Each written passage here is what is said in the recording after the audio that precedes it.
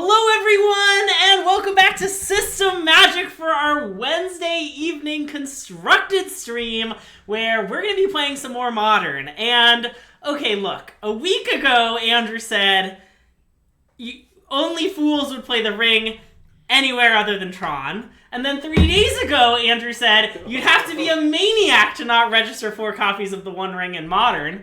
And now here we are playing a Modern deck with no the One Rings. Andrew, what the heck? Well, to be fair, it might be a scam. It might be a scam. Okay. Yeah, in fact, I would say that if you saw the call warning of us playing this deck after we called you, it would say scam likely. Scam likely. Okay. Well, what do you... So, why then, if it might be a scam, why are we playing scam in Modern? Well, I think Orcish Bowmasters might be very good. Okay. Is the main thing. Yeah, so I haven't played much with this deck since the new set was printing. Well, basically, I was worried it was bad. Because you definitely can't play the Ring in Scam because it's colorless. Yeah. So you're hard locked out. So then I was worried it was bad.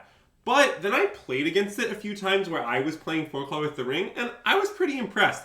I'm not necessarily saying my opponents crushed me, but it seemed competitive. Okay. And then I saw that Menguchi 5'd one of the Modern LCQs with Scam. With Bowmasters, roughly this list. I made some small changes. Okay. And, that got me really interested in the deck because, okay, let's talk about Scam's metagame positioning in the format for the moment here. Because I think this is pretty important to understand. So historically, in Modern, what has kept Scam out of the format is usually exactly 2 decks. No more, no less. Yep. When Hammer is popular, it's bad for Scam, and when Rhinos is popular, it's bad for Scam. Okay. And that's kind of it. Yep. Most other things, Scam is in the even to favored range against. Okay. Now, my concern was that with the Ring, maybe 4-color fucks up Scam. But then I kind of had quite a few problems with the card Orcish Bowmaster. Yeah. And then the other thing that I realized, which is kind of interesting, is so as a result of gaining the Ring and kind of these flex slots of 4C kind of being consolidated, the 4C deck now is actually much, much weaker to the card Torok than it was previously. Okay. I'm not saying it can ever beat it. That's definitely not the case. It certainly still can. For one thing, Stuck Omnath just gains 4 a turn, which basically beats Torok. Sure. Yeah. But previously I thought Torok was like a complete and utter farce against 4-color. Okay, yeah. People boarded in, you discard 2 cards and then you'd laugh at them. Yeah, okay. It was usually play pattern. But now I'm like, well, wait a minute. Like, they're actually, it's really annoying. Okay. Because all of their removal misses it. Right. All of it. Right. Because pro-white. Yes. Because and nobody has bolts anymore. Nobody has... right, okay. Like, nobody has... And Fury is on the down stock. People are lowering... In general, Fury. yes. Yeah. So, like, I wonder if Torok is better now. I thought Bowmaster was really impressive. When I was playing 4-color, I was pretty scared of Bowmasters. I thought I was pretty impressed by that card. Yeah. Mostly it's good against the Ring. Yeah, I also think Blood Moon is pretty good. That makes a lot of sense. Yeah, so I mean, that's probably obvious, but just like as a note. So yeah, I want to give Scam a chance. And I mean, some other things that is going for, which I think are pretty relevant, are Voidwalker is very well positioned right now because Living End is very popular. That's true. And Voidwalker is just a great mana K card against them. It's the play pattern is a little complicated, but basically it fucks them. Yeah. Because what you often need to do is they often have things in the bin. And so you kind of want to, like, sometimes you involve reliving ending. Things get weird. Okay, But basically, Voidwalker is pretty good against them overall. Yeah. But yes. And then I also just think that the Bowmasters might also shore up some of the tough matchups too. Like, I imagine it's quite good against Hammer. Sure. Both from the expendable body, pinning down their 1/1s. Yeah. Like, all that kind of thing. So, I think in general, I think that if the 4th matchup is fine, and I'm operating under the hypothesis the 4-color matchup is acceptable. Yeah. If that's wrong, okay, I'm going to be off it. Yeah. But if I am correct that matchup is close, I think all of Scam's other matchups look pretty reasonable right now. Yeah. Because, like, nobody's playing Rhinos, everybody's playing Living End, everybody, like, Hammer is like, never been less popular. Yeah. Like, everything else is going, really going Scam's way. So that's what's going on. And I mean, we'll see if it works. Now, obviously, the One Ring is good against Scam. It's a great top deck. It buys you a turn. Yeah. All of that stuff is true. I mean, on the other hand, look, the impact of any given card against our Grief, Thoughtseize, and double Grief deck can't be that high. Yeah, that's true. Like, it just can't. Obviously, it matters. But, like, I don't know. I sure played a lot of games when I was playing the LCQ's 4C. I sure played a lot of games against Scam where I had the ring or multiple of the rings and my opponent took them from my hand. Yeah. It's not like that is going to happen to you. Oh, here's another nice thing. Everybody's cutting their veils right now. I know I still have veils in my 4-color, but I'm like the only one in the universe doing that. Yeah. And like, so like 4-color, like when you grief Scam grief them, they usually just get griefed. Both literally and figuratively, to be clear. Also, Turtle Power, to be clear, when everyone is on a deck, we play it. That's like our thing here at System Magic. If there's a deck that's like really popular, pretty likely that we're going to stream it sometime soon. Because, I don't know, that's kind of our thing. We like to showcase the stock decks that everyone's winning with. So, anyway, just a heads up. You know, I hope you're all here for that. Not complaining at all. Great. Yeah. Okay, are we System, are we Magic, are we Human, or are we Dancer? Are we Handle, maybe, you know? Just facing it 2 to 3 times the league, yeah. I mean, that it is not surprising. I mean, even I'm not that on Magic Twitter, but even I was aware that Scam was seeing a bit of a rise in Modern, so... What's today's candle sponsor? Great question. Another returning favorite of the stream, the Rose Petal Candle from Target's Room Essentials collection with notes of lily and jasmine. A beautiful pink candle that is getting down there in size, but one of our returning favorites. Yeah, pretty nice candle. For those who don't know, we're unofficially sponsored by the discount candle section at Target, and at any point you can ask !candle to learn about our candle. All right, I'm going to give a brief rundown on the Scam sideboard here. Yeah, tell me about it. Just really quick. We have 2 Tauroks, obviously, basically for 4-color, blue, white, and variants of those things. Okay, yeah. We have 1 Bowmaster for some mix of Hammer, Murktide, 4-color. I expect we're going to board in a lot. Okay, I'm not sure this shouldn't be main. Maybe? Yeah. Yeah, like, well, it's really hard to fit. The main is really tight. Yeah. But, like, I'm not sure, for example, that, like, this isn't right. Okay. But anyway, for now, it's here. Yeah. There's a 2/2 Blood Moon split, which has become kind of the standard these days. Yeah. People kind of just found that Blood Moon was dead enough at the time and Drawing Cycle was bad enough that 2 main was about right. Okay, yeah. Some people have a Magnus the Moon or 2 in their board. Oh, okay. Because it's better against Amulet. Sure. Personally, I think Amulet doesn't exist in 4-color. It's so popular, I just want 4 moons against 4-color. That makes so sense. I have all moons. Fable, used to be every list had 4 Fables. With the addition of this and with the move back towards Torok, there are less now. Okay, that makes I think sense. all of this is logical, but Yeah. it could be wrong to have this. Like, it also could be right to have like less than 4 Pyros with 1 or 2 Fable main. That's sane as well. Okay. But anyway, I absolutely love E in this deck, and I'm always going to register lots. I think E is really good in this deck. So basically, the situation with EE is it's the best creativity hate card ever. Also, it's a great scam hate card. I mean, it's a great hammer hate card. Sorry. Yeah. So it's just very versatile. I've always played 3 in my scam list. I don't think now is any exception. Yeah. A bunch of Chalice for the Cascade decks, pretty obviously. I don't board them in anywhere else.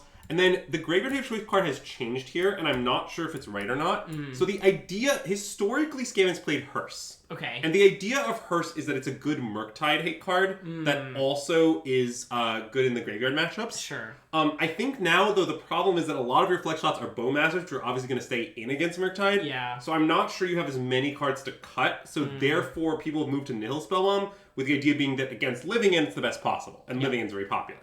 So that's the situation on sideboard. Now, I'm saying a lot of this because a lot of this is stock in Scam these days. I'm not trying to say this is the craziest thing ever, but I'm sort of trying to explain how we got here for anyone who's been following the Scam lists. Yeah. And I also, I would say the thing I'm wondering the most about is whether this should be main. In fact, I almost want to do this. And we already posted for the data. list. But we can do it for data. What if I want data then? Okay, you can do it for data. It might be maniacal, but I just would really like to know how good Bowmasters is. Like, I think it might just be great. Yeah. But I'm not totally sure. Voidwalker does a more synergy with the deck for reasons like you can Feign Death it and cast their spell and stuff. Yeah, okay. So it's a little complicated, but I don't know. Maybe this is right. Hard to say. Okay. You do what you feel. Yeah. I don't know. I'm not really sure about all that. But I also could see 4 of both, but then I don't know what to cut. Like, I think this is about as low in removals you can reasonably get. Yeah, and hey, Natang14, welcome to the stream and thanks for the follow.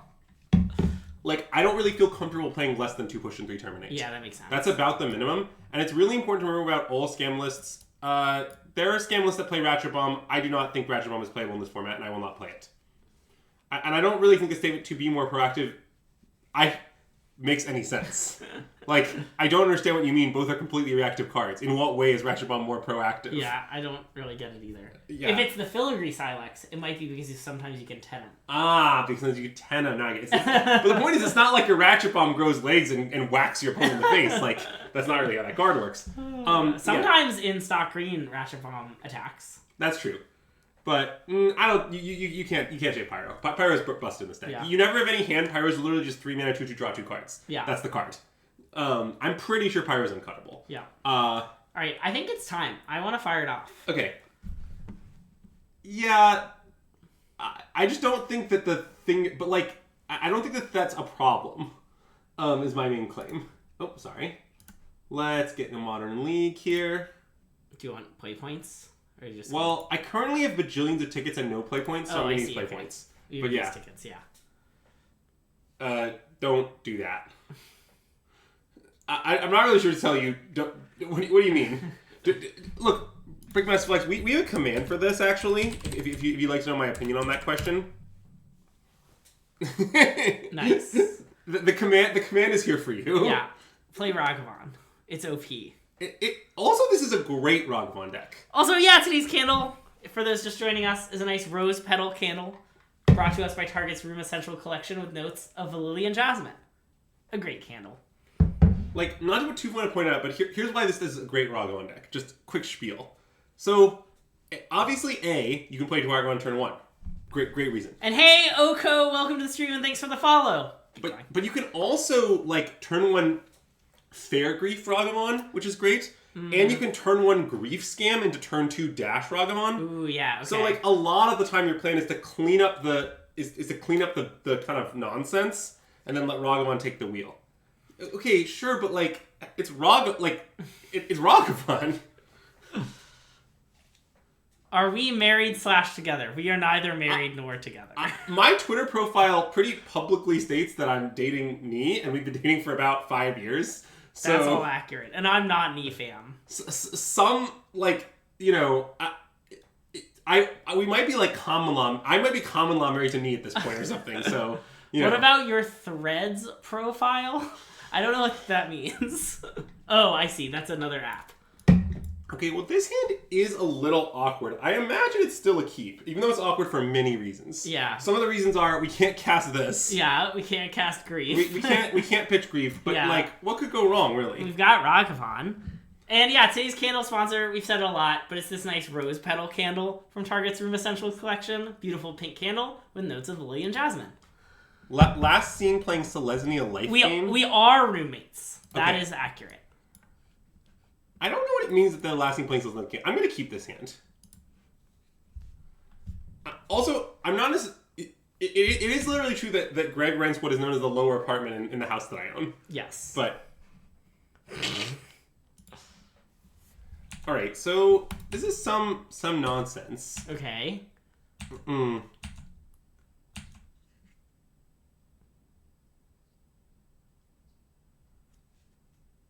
Ooh. That card's really good against Noble Hierarch. Yeah, I mean, certainly next turn we'll be killing this Noble Hierarch. Yeah. I don't think we should grief them here. That seems maniacal. Yeah. Mm-mm. Well, especially because I think the Bowmasters might be the best card in our hand. Yeah, it does seem Dewey's to push the best card in our hand to kill Noble. Although Yeah. Blood Moon might do some work. Well, okay, Well. not now. Yeah. Now Blood Moon might do some work in the form of a 1/1 elemental token. What the hell? Oh, they're a combo. They're a Scurryoke combo deck. Okay, but is this like a Helia deck? Well, sorry, we are not helping anyone test with the PT. Yeah. You can use, like, Rosie as a way to go infinite with it. Yeah, okay. That's maybe true. I don't know. I'm going to kill this. I mean, yeah. Well, I guess I'm going to attack first. Sure. If they block, that's fine. Yeah. I don't know exactly what he's going to do with Scurryoke, but I imagine it's good enough that I'm willing to trade my Ragavan for it. Yeah. And if they want to take from Rog, that is just fine with me. Yeah. So, they could, like, go nuts next turn. Correct. Well, I'm wondering if we should hold up our Bowmasters. Oh, to kill Rosie? Yes, because Rosie's a 1/1, right? Yes. So, like, they'll like target the road. So, like, if we just like swamp pass, it's pretty decent, right? Yeah, I think so, actually. They could Company. I bet they play Collected Company. Oh, I bet so too, but like... Yeah. What am I, it still seems right. I agree. Also, like, we're hitting with a Ragavan, like, Yeah. If they have to get moving, they can't, like, fuck around too much.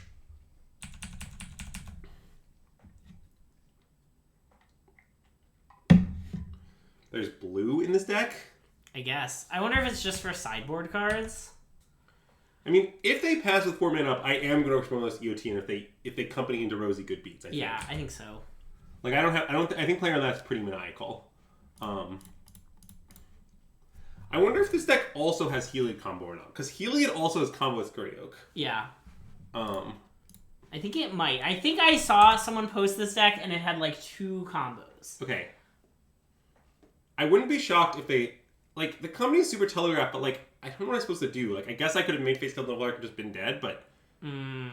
Okay, so now we die? Is that what happens? Well, I think they get infinite squirrels and infinitely big creatures. Or an infinitely big Skirioak. Yes. So we're dead, is what you're telling me. Yes. I mean, I guess we could... No, yeah, drawing Terminate wouldn't... Well, they get infinite squirrels, right. So I think we're dead and we can concede. Dang. Alright. Well, that was a game. Huh? Is it not letting you concede? I did try to concede. What is happening? Well, I don't know if... Apparently I'm not allowed to concede. Well...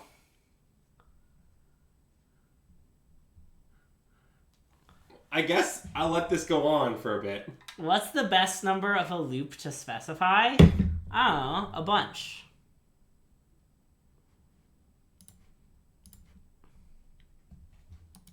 Okay. Well, that was a beating. What is good against the deck? The problem is what's good against the deck is removal, and we don't have any more of that. I mean, do we think EE is good? It didn't look great. Because, like... They don't have that many CNCs common. Well, does this deck play Auroch Champion, do you think? It might. Oh. I mean, Auroch Champion is a good reason to have EE in. Yeah. I mean, it does clear an infinite number of squirrels, which is nice. Well, I think that the idea that we're going to clean up the Skirioak, then clean up the squirrels, then come back and win is a bit farcical. That's fair. But I think EE is probably good, just as a card to have. It's a little awkward that it's colorless in this game, as always. But yeah, they might have Fortune or 2. That's fair. I mean, I probably should have cut Dothy's. I don't think Dothy does much. Yeah. I'm not that interested in casting any of their spells, even. Right. Although Blood Moon doesn't seem good either. Hold on. Maybe we should put in Fables? I mean, Blood Moon might be good. They are a 3-color deck. They just happen to play all their basics. We did see Hollowed Fountain. Yeah. And, I mean, Fetch lands. But, like, we also have to kill the mana guys for this to even, like, matter. Yeah, okay. I think it's probably bad. Okay. I think we should probably board into this sort of thing. Okay. I mean, maybe the Fables would be better as Voidwalkers as a quick clock or something, but I kind of just believe in Fables. Yeah. Let's try this. I think all of this is nonsense. Just name a million, it's fine. Well, a million is... Wait, you really should name a million. That's way too low. You could easily lose to Liliana Emblem at a million. Fine. A million. Like, well, it's unclear if that's a legal name. A million millions? A million squared? It's unclear if you can express your answer in a form involving numbers. Greg, you have to... I'll take the loss to the Liliana Emblem. It's fine. You should name really big numbers. Oh, God. This hand is not good. This hand seems very I think it's just bad. Maul. My rule with Scam is don't keep bad hands. Look, I spend a lot of my life teaching people math, and I don't like Magic tournaments to be part of that. I do enough teaching people math. I don't need to do it outside of working hours. Okay, I want to tuck EE, I think. Okay. Yeah. Oh, one thing I didn't think about is Fortune Tender. Wait, Fortune Tender is unplayable. Burden Fortune Tender gets Bone Mastered. Wait, does it? Oh, yeah, there's protection from red. Yeah. I won a Lotus for being so happy. That's not true. I won a Lotus for winning a Magic the Gathering tournament. I think Armeth has the right idea.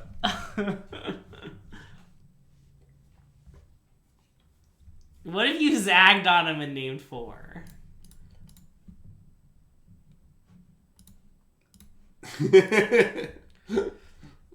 For winning one of the greatest limited formats ever. I mean, I don't disagree. Yeah, that's even a little true. You love how positive Greg is all the time. Look, that's all I got, baby. You can do an I think we can all agree that 4 is an arbitrary number. That's true. 4 is a great arbitrary number. Greg, how do you feel about the statement, without loss of generality, I'll select 4? I love basically without loss of generality, anything is a statement I love. Okay. I'm just trying to tell you that I hate generality. Oh, that's scary. It's scary. I mean, we'll just like play a Bowmasters, I guess. Yeah. Bowmasters ain't never hurt nobody. Probably Split Crypt. Yeah. Well, I knew that we might have to shock unnecessarily when I play this, but I think it's right because if we just draw all lanes, having Tuckanuma in hand seems better. So there's that. I don't really want to do that. Wait, I kind of do. You want to pitch Bowmasters and Grief? I mean, is the second Bowmasters good? No, I want to Season Pyro, Grief, and Bowmasters away. Oh. And then plan on, like... So wait, does Heliod Scurio kill us next turn? Well, no, Heliod Scurio doesn't. Right. The other Heliod combo does. Oh, right. Heliod Spike Feeder does. Oh, sure, okay. Yeah, I mean, maybe we just have to Grief. I guess it's not that bad to Grief, because then our Season Pyro just refills our hand. Yeah. Yeah, okay, let's just Grief him. Yeah. It's not my favorite play you ever made, but it's probably too risky not to. Okay, so I don't think... So Ranger Captain can tutor for Ballista. Okay. But that doesn't kill us next turn. That only kills us with 4 mana and doesn't work through any instant speed removal. Yeah. I mean, I think we should just take Company. I think so. Although, wait. Oh, it's really annoying. Because they can Ranger Captain for Ballista, and then they can sack the Ranger Captain before they play the Ballista. Which is pretty bad for us. How do we get out of this? I mean, we could take a really anemic line. Yeah, I see what you're saying, but I don't think we should do that. You don't think we should take the really anemic line? line? You're saying we could Fury the Delightful thing after we take Ranger Captain. Yeah, I guess that's so anemic. Well, we're just not even beating random cards they draw. Yeah. That doesn't seem great. I mean, I think maybe we should... Are we going to cast Season Pyromancer this turn? Yeah. Okay, cool. I mean, I think maybe we should take the Ranger Captain and just let them company. I don't know. Maybe that's okay, I think that makes some sense. Well, okay. Because if there's... although... We can beat the Ranger Captain with just, like, a Thoughtseize, I suppose. Oh, that's... Wait, but aren't they... What is sacking it? They're going to sack it on their turn or on our turn? On their turn, okay. presumably. To protect protect from removal spells. Yeah. Okay, wait. I think we should... I'm back to thinking we take Company. Okay. This, by the way, might be a heinous matchup for us. Yeah. It is somewhat seeming that way. But, you know, I guess good beats. Scurio combo. Okay. Well, that's not the greatest draw we've ever had. That's true.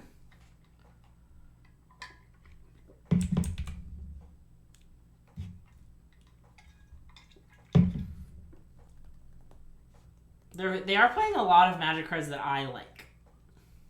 Thank you, Greg, for that update. Such as Temple Garden. Such as Basic Plains, probably. Yeah. Oh, wait, I cleared it. They did pick Ballista as expected, but I apparently cleared slightly too late after they'd already built Ballista when I was trying to pre-clear, as it were. Ooh, what sort of Feign Death tricks can we get up to here? Maybe we might be able to get up to some. Well, one of them is we can... If they block Seasoned Pyro, we can target it with Feign Death. Yeah, I mean, that's pretty nice. Okay. Well, I'm wondering if we should dash Rog and Alpha, or if we should not dash Rog and Alpha to entice them to block the Seasoned Pyro. Oh yeah, because they'll probably block the rock. Yeah, I want them to block Season Power. I want to just Alpha. Okay. And actually, I want to play this Blood Grip first so it doesn't get Season Power away. Yeah. But if this gets Season Power away, I'm pretty okay with that. Because playing it pre-combat, I think, is omega suspicious. Yeah. I mean, they might just block the Bowmasters, which is pretty awkward. But well, that's true. Although then we can Feign Death the Bowmasters. That's true, especially if the Halfling blocks anything. Okay, well, this is the block I'm going to Feign Death the Season Pyro still. Okay, I think that makes a lot of sense.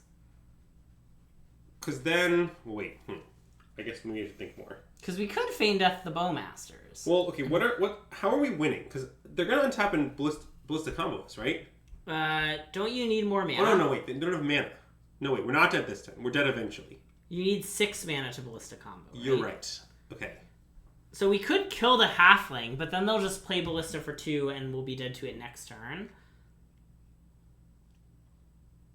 Yeah, so maybe we should save the Bowmasters and kill the Ranger Captain?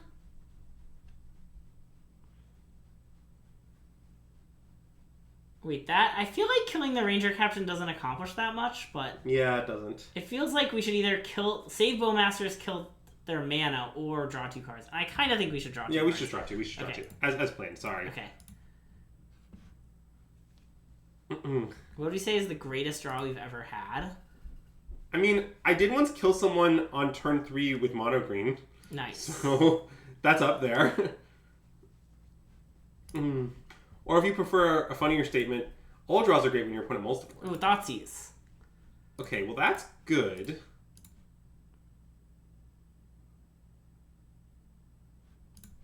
I mean, they have nothing. Yep. We also somewhat have nothing. Yeah. I guess one issue is we could lose to some fair Helioding. Yeah, fair Helioding is rough. What we should do here is, I think... Oh, no. Okay, that's fine. That's fine. What we should do here is draw Fury. Drawing Fury would be nice. See, what else could we do here? We could draw... We could draw Blood Moon. Oh, wait. Well, that's not possible. We took that out of our deck. Also, it's not very good against 2 delayed Halflings. I guess that's true. I don't know. They have a lot of things that aren't legendary. Yeah, I think I feel good about cutting Blood Moon. Hey, Jeffrey Silver! Thank you so much for the subscription! And welcome back to the stream.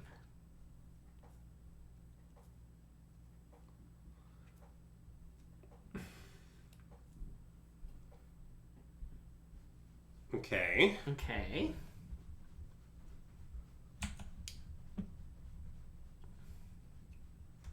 Oh. I guess they played around it admirably. Yeah. I mean, we definitely still play it. Yeah, do you want to, like, Alpha first? Yeah, I guess so. Because if they block at all... They get owned, and if they don't, the Fury on D still holds off their stuff pretty well. Yep.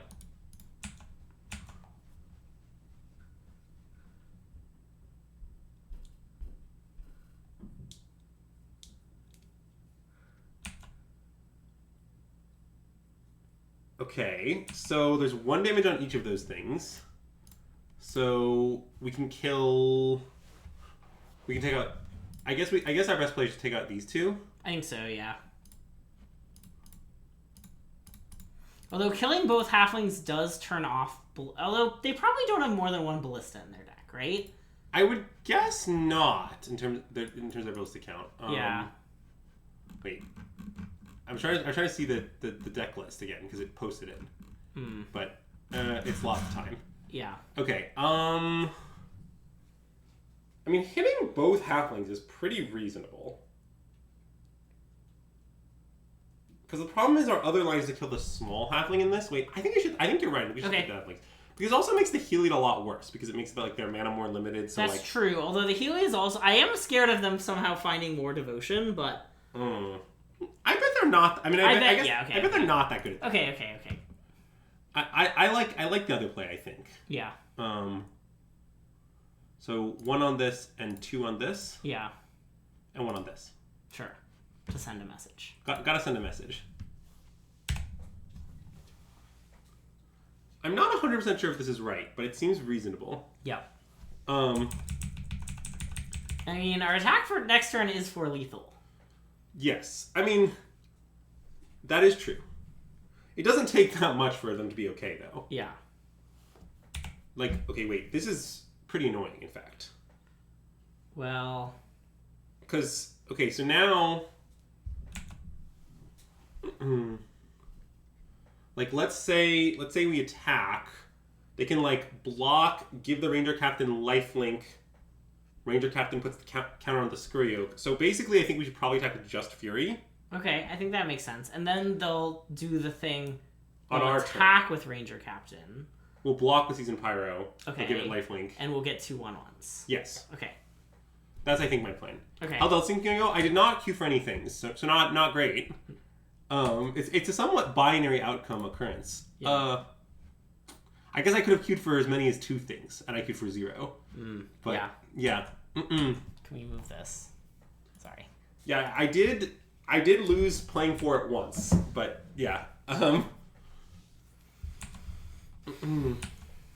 also did lose to Marcio Cable in one of them that he won, but it was early in the event. What's up? Hold on one second.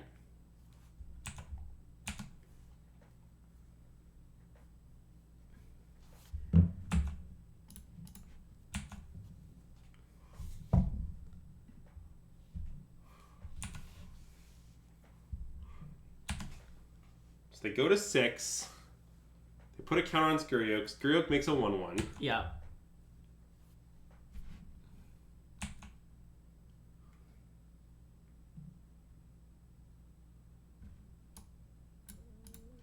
Oh, wait, sorry. Let's go to end step.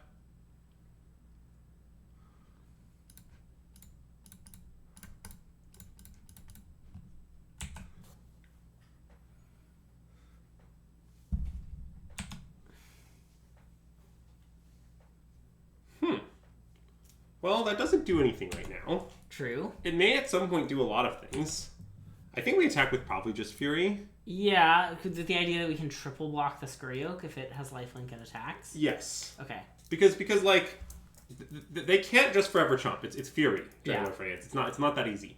So, for example, if we attack with Fury here and they shut block with the 1/1 Squirrel, they can't gain any life and get more counters. Yeah, well, I mean, they could double block to do that, but then we just kill the Scurry Oak. Well, then we just kill the Scurry Oak and first strike, and they still don't get any 1/1s. Right. And hey, Nicole B, welcome to the stream and thanks for the follow. Yeah, the thing about Fury is that it has double strike. It does. That is one of its mechanics. Would you... Of its mechanics, I wouldn't say it's necessarily the most important one. Yeah. Would you say Evoke is? And hey, Nikolai Bullis, welcome to the stream and thanks for the raid! If you're coming over from Nikolai's stream, hello, we are System Magic. My name's Greg, this is Andrew, and we are playing some Rakdos Scam in Modern. We're playing our first match, and are playing against Scurry Oak combo. And we're down a game, but I definitely think we are currently winning this game. We're definitely winning. It's not like a slam dunk, but we're like over 50% for sure. Yeah. We've drawn a lot of Fame Deaths. Yes. I would say more than I'd prefer. Would you say they're a scam? Well, it's mostly that if we had drawn them when we still had the Pyro, we would have been much more okay. Yeah. But this is a little dubious. Yeah. Pack one, pick one, Bilbo or Ragavon? What kind of question is that? You use the Ragavon command in chat. Oh, you told your viewers to hype up Bilbo as they came in. Okay, I see what's happening now. What got cut from the old list to make room for Bowmasters? The 3 drops beyond the 4th and some of the removal second path is the answer. Which I think makes a lot of sense, because Bowmaster is kind of removal. Okay, so wait, do we want to alpha here? Probably not. Probably just attack with Fury. What is that? Why is that good? Well, they are dead to it if they have nothing. Well, they're not dead to it. They're going to block Fury. Oh, right. But then they take 3, which is good. Well, but if they block a 1/1... Yeah. It's just like, they have to jump block anyway if we attack with just Fury. Right. So if they have an instant removal spell... then attacking with the ones is like the worst thing you've ever done. Yeah, I guess. And if they don't, they jump block anyway and we're crushing them. Okay, yeah, but they're like... And what if they have like company or something? Okay, sure. Well, no, that still definitely matters. It's just like, the punishment is enormous. Company is a good reason, yeah. Like, whereas if we just do this, like, I don't know if 3 and 6 are actually that different life totals. Yeah. I mean, they're a little different. And we should probably play this. Oh no, we Fable our deck. Let's hold it. Okay. I mean, I know we have tons of garbage in our hand, but you know. Wow. Nice try.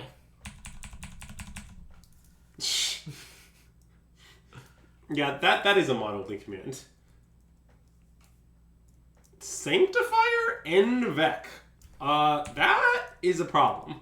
That is a big problem. Yeah, well, okay, all is not lost. They can't attack with Sanctifier and Vec.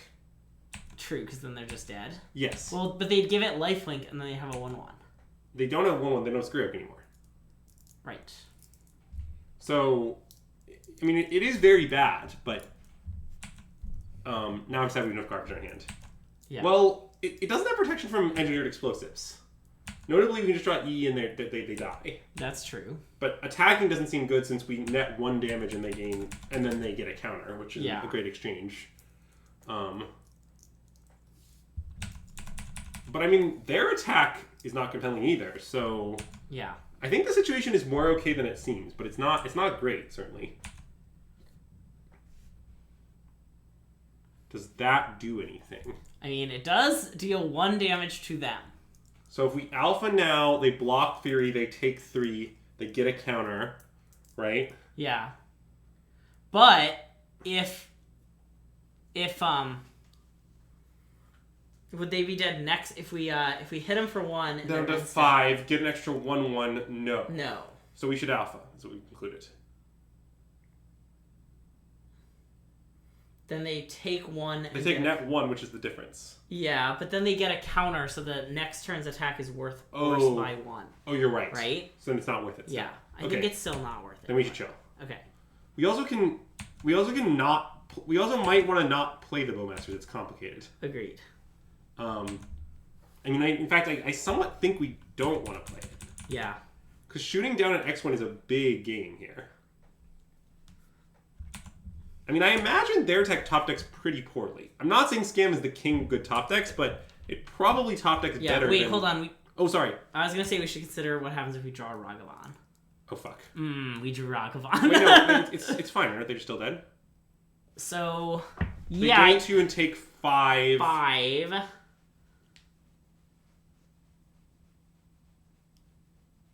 We Ragavan. They take 5. They gain 2. So they end up at 2. We should still do it though because we hit them with Ragavan. I think so, yeah. I mean, I think now it's just very clearly Ragavan Alpha. Yeah.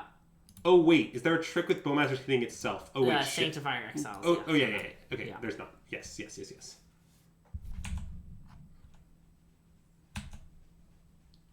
I think this is good. I think now it's definitely worth it. We're also pushing a lot of damage now. Yeah. I still think we shouldn't have played it, Greg. I know that we've done Ragavan. I think you're right. But Ragavan is just like a really good draw anyway, and like it makes it so that if they just play an X1 next turn, it's a lot much worse. Which I assume they have a substantial number of. Maybe they voted some out. I'm not sure, but okay. What is our Ragavan flip over? Not great. Meh.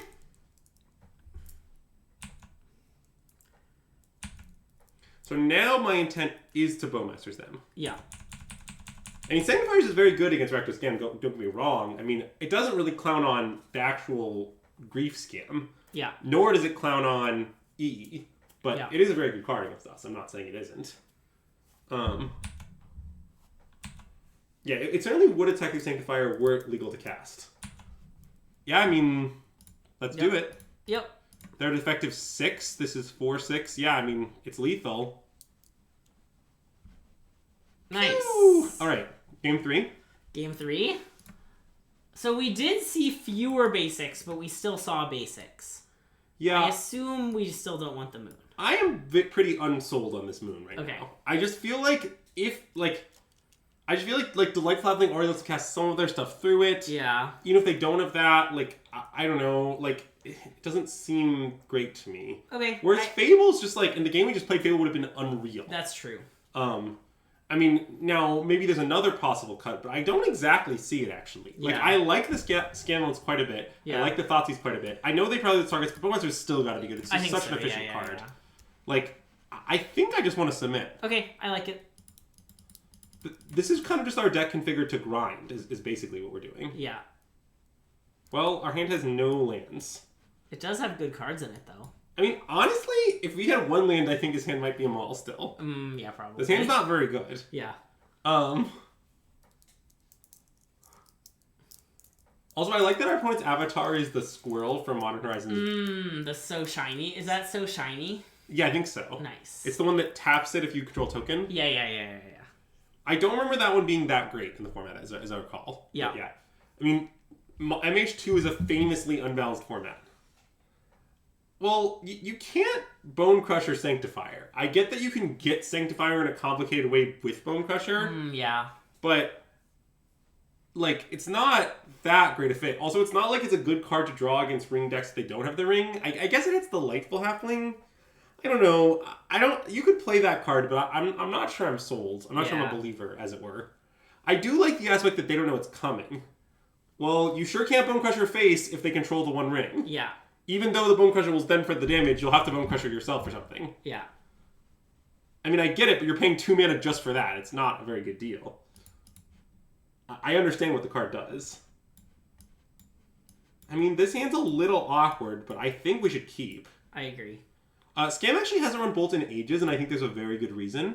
The situation is basically that you don't care about targeting their face that much, and you really care about the ability to target Ledger Shredders that have grown at all, and hammered creatures. So basically, Fatal Push is a much better kill spell, and you mainly want the slot to be a kill spell. Yeah. Okay, if you want insight onto MH2, it's honestly a deeply unbalanced format, so I can tell you how to draft it, but I'll warn you the correct strategy is deranged. Let's say you're in any seat in MH2 draft. You should draft 5 color. Nice. All of them. Like, the format is pretty hideous. Do we want to grief him? Probably not, right? I don't think so. Okay. I think, okay, maybe it'd be more accurate, Levy, to say that Scam does go face sometimes, but it's more important to be able to kill the things that you need to kill. Yeah. I think Dom Harvey was the first one to do this, and when I tried it, I liked it, like, a lot better. Okay, well, that is annoying. We do have the answer lined up. Yes. An E. Yes. It also kills any number of Sanctifier and Vex and nonsense. Ooh, sure. That's a Fury Scam. We're obviously going to let that cook a bit. Yeah. But I'm going to play, or maybe I shouldn't play the E. Maybe I should let them try to play another thing into it. Do you want to play, are we going to play Bowmasters? We are, right? Or do we want Oh, wait, wait, what if we just grief maybe we should scam? just grief scam him. I think I want to just grief scam him. Yeah, I want to grief scam him. Okay, yeah.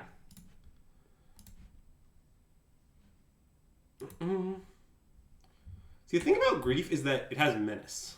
It does. This is quite the hand. So they have, their hand is not that functional. Correct.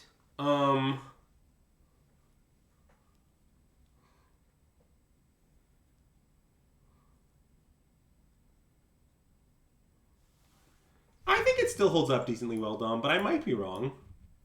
Certainly, it's not great against Living End. I mean, I really don't want them to have the ring. I don't either, and I kind of don't want them to have Collection Company. I kind of just want to leave them with 2 halves of 2 combos and hope it works out. Yeah, I mean, that's pretty reasonable, I think. Yeah. Also, although Scurio can Spike Tutor some synergy, because the Spike Tutor will evolve the Scurio, Yeah. it's not that bad. In fact, Fury can clean it up to a large extent. Yeah. Okay, I want to take all the 4s. I think I'm right. I think Okay. you're right. So we take the 1 ring. We feign death.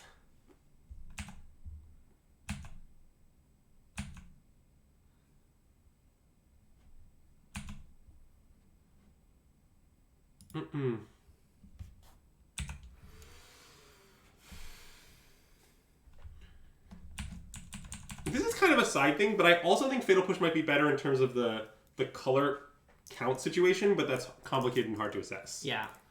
Maybe that's also not true with Bowmaster. But yeah. Because I guess we'd be pre-Bowmaster, I think there were a lot of red cards. For example, Ragavan, Moon, and Pyro. But now we Bowmasters and Voidwalker and the scan effects themselves, so maybe that doesn't make sense anymore. Maybe it's wrong now. I mean, it's possible. All right. I think I just want to play EE. That makes sense. I guess we attack for 4, obviously. Yeah. I don't know why they didn't attack, but... Well, I think they want to scare us into not attacking. Okay. But we are unafraid. Yeah. They were trying to put the fear of God in us, but we cannot be cowed by such things. And yeah, I mean, they can play the Spike Feeder, put a counter on this, make a 1-1, but it's fine. Fury can clean up like this in the 1-1 or something like that. Yeah. I'm not that afraid. Whereas I really want this out of play. Yeah.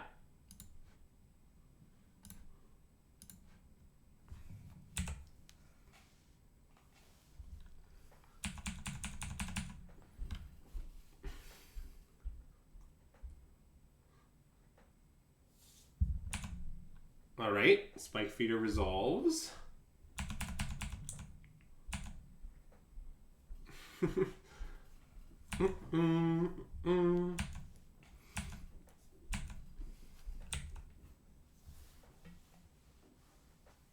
Wow, the beatdowns. I guess they assume we're going to EE the champ. But that's actually kind of still a weird attack because now we can, if we want to, just not EE the champ. Yeah. Because it attacked.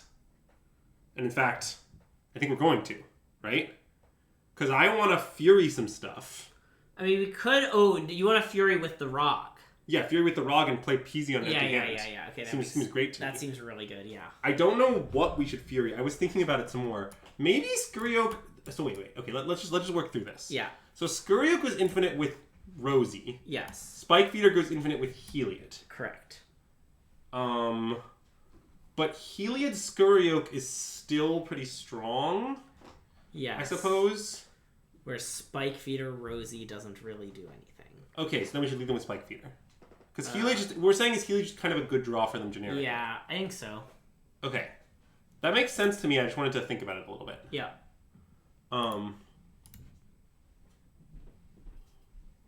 Also, does it go infinite with Spike Feeder? Or yeah, you have to pay mana to remove the counter to deal 1. Okay, yeah. Never mind. Yes, is the answer. Yeah.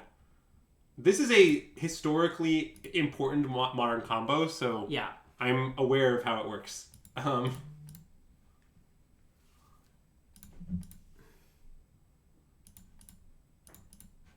Yeah, but we're gonna kill the champ soon, though. But the champ is not long for this world. I also like... Ooh. Interesting.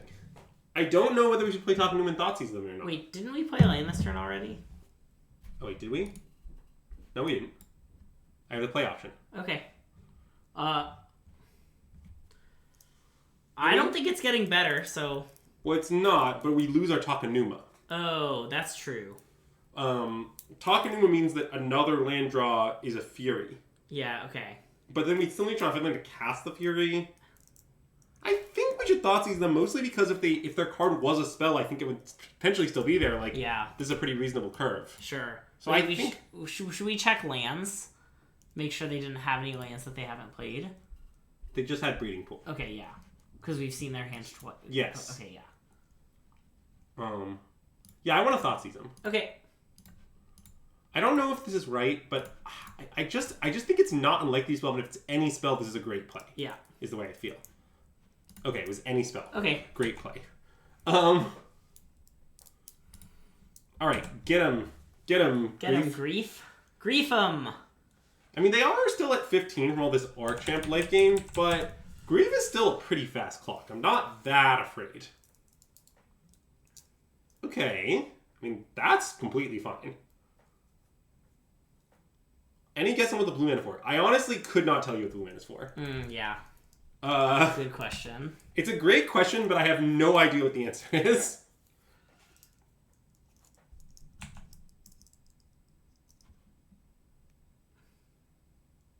Huh. Do we want to play that over killing the Red Champion? Probably. I think what's the Auroch Champion doing? They keep attacking with it. Yeah, I guess hitting us for 2 and getting them 1, it's a 3-life swing, but you're right. I'm in down. Let's cast. Wait, I want to attack first. They have no cards in it. Okay, sure. And I think I want to attack with both, right? Definitely. Yeah.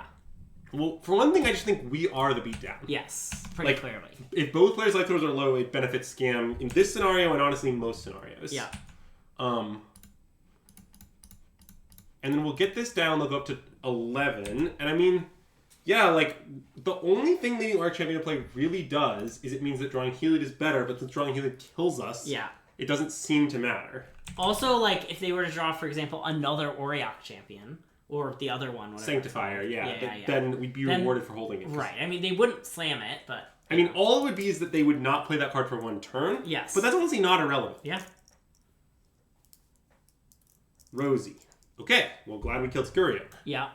So now... So Rosie doesn't do anything very cool with her board. It doesn't, in fact, doesn't do anything. Well, they're just going to get a counter on something. Yeah, okay. I mean, on that, yeah. Spike Feeder's a 3/3. I mean, that's fine. Is Andrew playing the PT? No. I'm not playing the PT either, but, you know. Yeah, I mean, if you prefer an alternate phrasing, all members of System Magic queued for the PT are playing it. Yeah. Ooh, yeah, good point. Wait. That's... Oh, right, okay. Because of Exalted. Yeah, okay. I was like, wait, did they just let us trade? That can't be right. Yeah. And Rosie doesn't do anything else, right? No. Weird card. Ooh.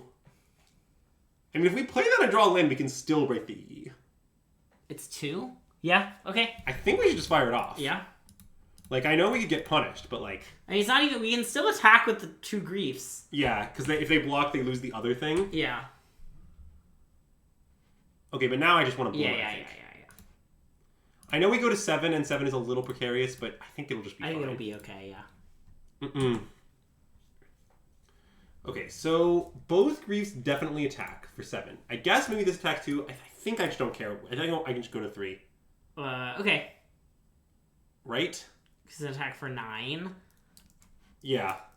They're like might be dead next time. Yeah.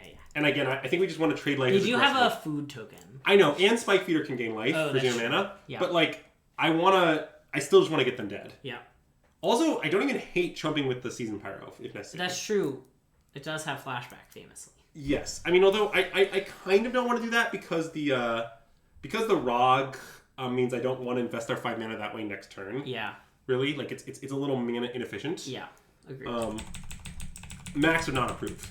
Yeah. But let's see, what other Max?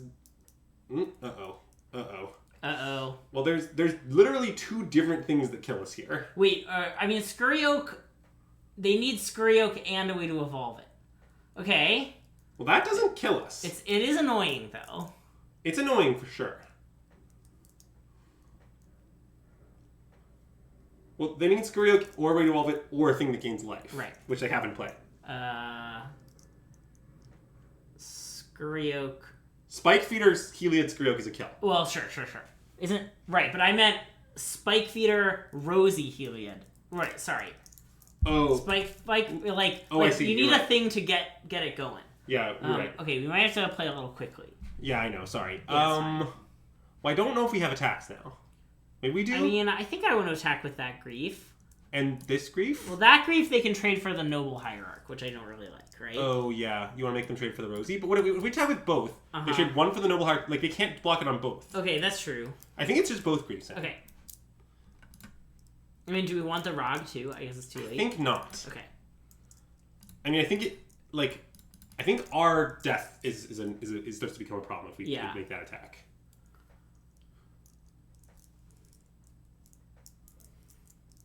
Okay, so they did do this. We trade for this. At least that means one of the combos no longer kills us, which is nice. They go to 5. We play the Rog. Yeah. Don't play the land because of Fable, since Season Pyro doesn't really matter. Yeah. I guess maybe there's argument for playing it because then we can, in case West Pyromancer dies with this turn, but I don't think that's going to happen. I don't think that's going to happen. It's pretty hard for them to attack. Uh-oh. What is this? Skuriok. Okay, well, glad the Rosie died. Okay.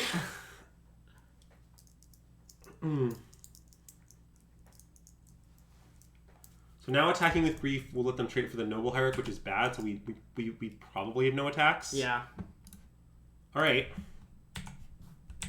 Well, this is bad. This is very bad. We're dead to millions of things. Yeah. But... Oh, I remember when Orc Champ has been $1 million actually several times. But I don't know if it was all because of any specific deck. I think when you say this deck, do you mean their deck or our deck? He means their deck. Okay. He means there was a period of time where Heliod was considered the best deck in Modern. It was during the pandemic. It was like early pandemic. Oh, okay. There was also a period of time where Arch Champion was expensive due to black-white tokens in Modern. But that's a fucking deep cut that probably no one other than me remembers. Okay. We're still not dead. I mean, we're not dead exactly. Yeah, it's just kind of hard to imagine victory from here. Yeah, I wouldn't say that we're alive. Yeah. I mean, okay, I can imagine it, just very hard. Yeah. Like, obviously we draw, like, Seasoned Pyro into Gas, or, like, we draw Fury for our turn, or, yeah. I can see roads to victory from here, but they're all pretty hard to arrange. It's a nice EE for 3. I mean, casting E for 3 is certainly possible in a Rog deck, but it's not very easy. Right, I forgot. And now they have Ballista. $50? Holy buckets. Well, part of it is that there aren't that many Orc Champions in the world. Yeah. Has it been reprinted since? I don't know if it has or not. It certainly has not been reprinted a lot. Fable into E on 3, or Season Pyro into E on 3, maybe? Yeah. Okay. Well, I guess I think we should play this on 2 to get this out of play, but the Ballista just kills us. What just kills us? The Ballista. Oh. Yeah. But I don't see what to do about that, so I guess I'm going to play this. I guess I maybe should just concede. But I don't know. Because the problem is they cast the Ballista for a bunch, and then they can spike feed or counters onto it and kill us next turn. Yeah. And I don't really see what we can do about that. Right? Like... Maybe we should have played it for 0 to play around that? Because then we can respond to them spike feeding onto it by just killing it. Yeah, but I think we need the Aura Champion in a place we don't die to it in 2 turns. Yeah. And then we can maybe try to peel an answer to the Ballista. Yeah. Heliod. Oh, we're dead. Okay, great. Nice. And it's even a creature. It is even a creature. Well, we sure did lose to the 4 main deck Aura Champion deck. Yeah. Wait, they have that card in the main deck? Oh yeah, 4. Wow. Okay. That's brutal. I mean...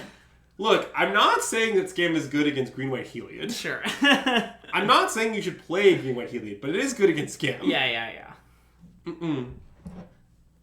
But, you know, we can just be Dead G. Sometimes you're Dead G. Yeah. Someday Greg will even learn what Dead G means, right, Greg? Uh-huh. I'll let you know. Just let us know when you figure it out. You can make a strategic guess. That's modern. Oh, that's modern. Yeah. Quick question. How do you get a card from your sideboard with Karn? You wish. You use its -2, Karn the Great Creator? I don't know. I don't understand if we're being trolled or not. Or did we keep this hand because we can scam? Oh, this is Sneep. Sorry, yes. Okay, yes. I know it only has 1 land in it, but yes, we're just... You don't really mull hands that grief scam on 1. Yeah. Even if they're as dubious as this. Sure. Because, like, for one thing, one of these Fane Deaths can turn into a grief as part of our grief scam. Oh, so this is Hammer. Okay. So Hammer is a bad matchup, but certainly the grief scam is pretty effective still. It's annoying that they'll draw the card, but we're definitely just going to... I mean, okay, that's interesting. Don't we want to grief scam them then Fury scam them? Then Fury scam. Oh, yes, of course. Yeah. You're right. I mean, we could Fury scam first, with the point that they draw 1 less card, but that seems worse to me. Seems worse to me. Let's not. Let's just grief scam them. So if we grief scam them, we can pitch the 3rd Fane Death. Yeah. And then we'll have 2. Yeah, and then we'll still have 1 Fane Death left. Yeah. Okay. So. They both enter with a counter, right? They're literally the same card? Yes. Okay.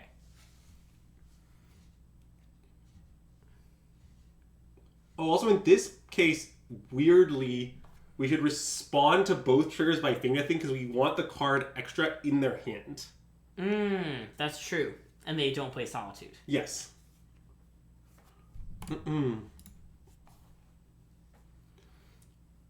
It's very bizarre. Oh, is that what it means?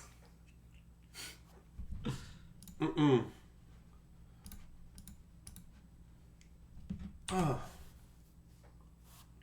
I would not like to pay 1.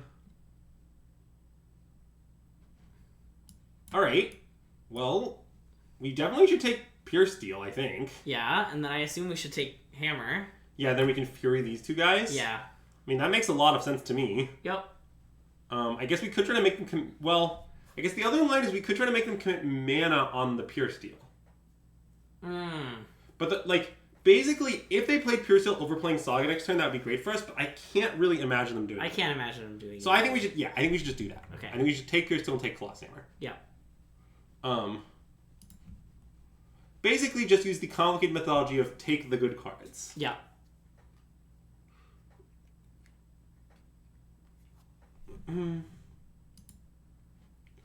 Nice. So let's see. They So have Marsh Flats, Urza Saga, and Ornithopter. That's yep. cards.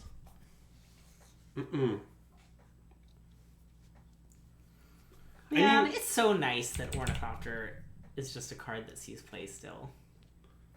I mean, it sees play. It sees play in all formats, Greg. It's a great card. It sure does.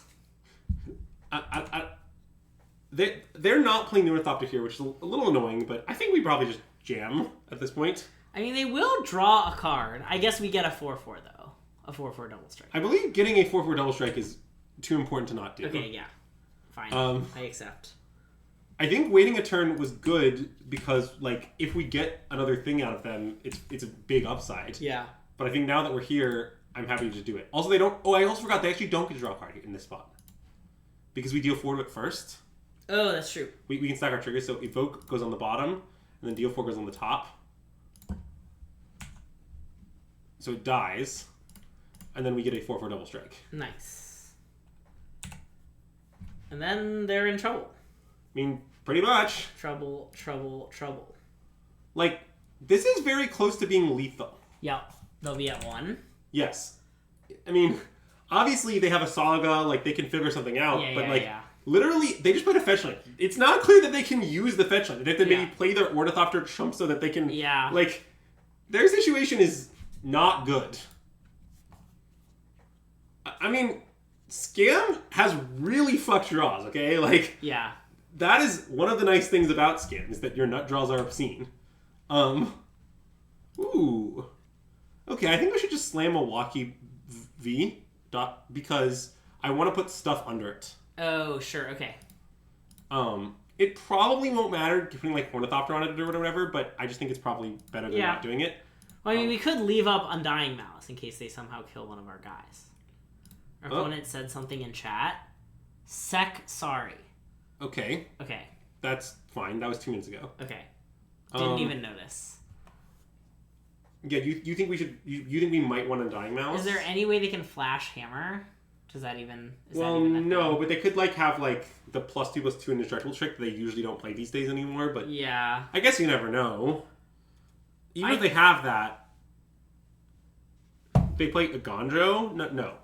Not usually. I think I want to just attack. Because I just don't think getting an Ornithopter under Dothy Voidwalker matters. Okay. Fair enough. I guess putting Dothy Voidwalker it does not matter much. Yeah. Oh wait, you're right, because they don't have mana to use Saga and the +2/+2 trick, so... Yeah. Okay, I guess it's pretty rel. Fine, but if we lose this game to not having that under our Dothy Voidwalker, we all know who to blame. Chat? Chat. Nice. I love it when it's chat. So, they're gonna make a thing, okay. And then presumably untap and make a second thing. Andrew? What? I love blaming Andrew, even more than I love blaming chat. Greg, would you mind giving a nice blame tier list? Andrew, chat, close second. No, sorry. Attila, Andrew's dog rat, then Andrew, then Scipio, Andrew's dog that's slightly less rat-like, then Twitch chat. Me is way down here. Okay. As an Andrew, I mean this Andrew. I'm not talking about any Andrew. I mean specifically this Andrew. I like the idea that any Andrew will do. Okay. So we are in trouble if their last card is Hammer, right? Yeah, I was thinking about that. I'm not sure how we can play around it though. I mean, we wait. We could attack with the 2 unblockable creatures. Sure, but then they flash and hammer and attack us for 13 and we die. Good point.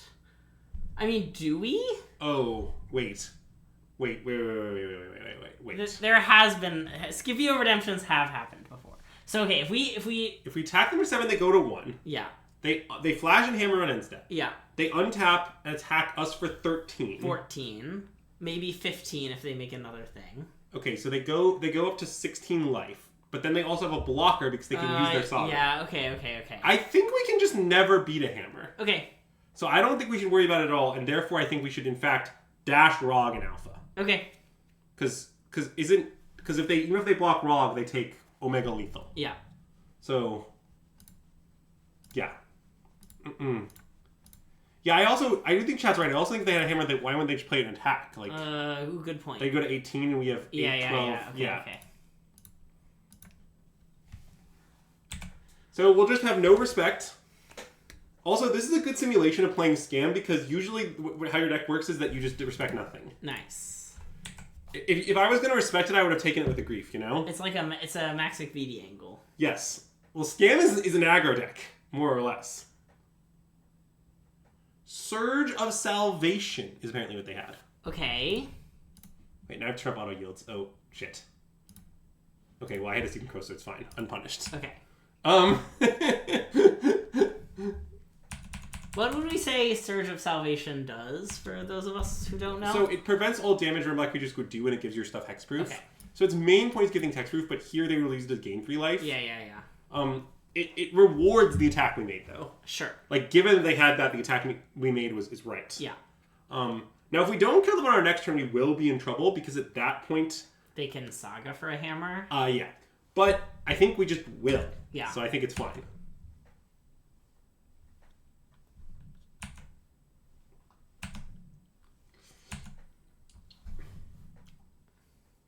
Oh.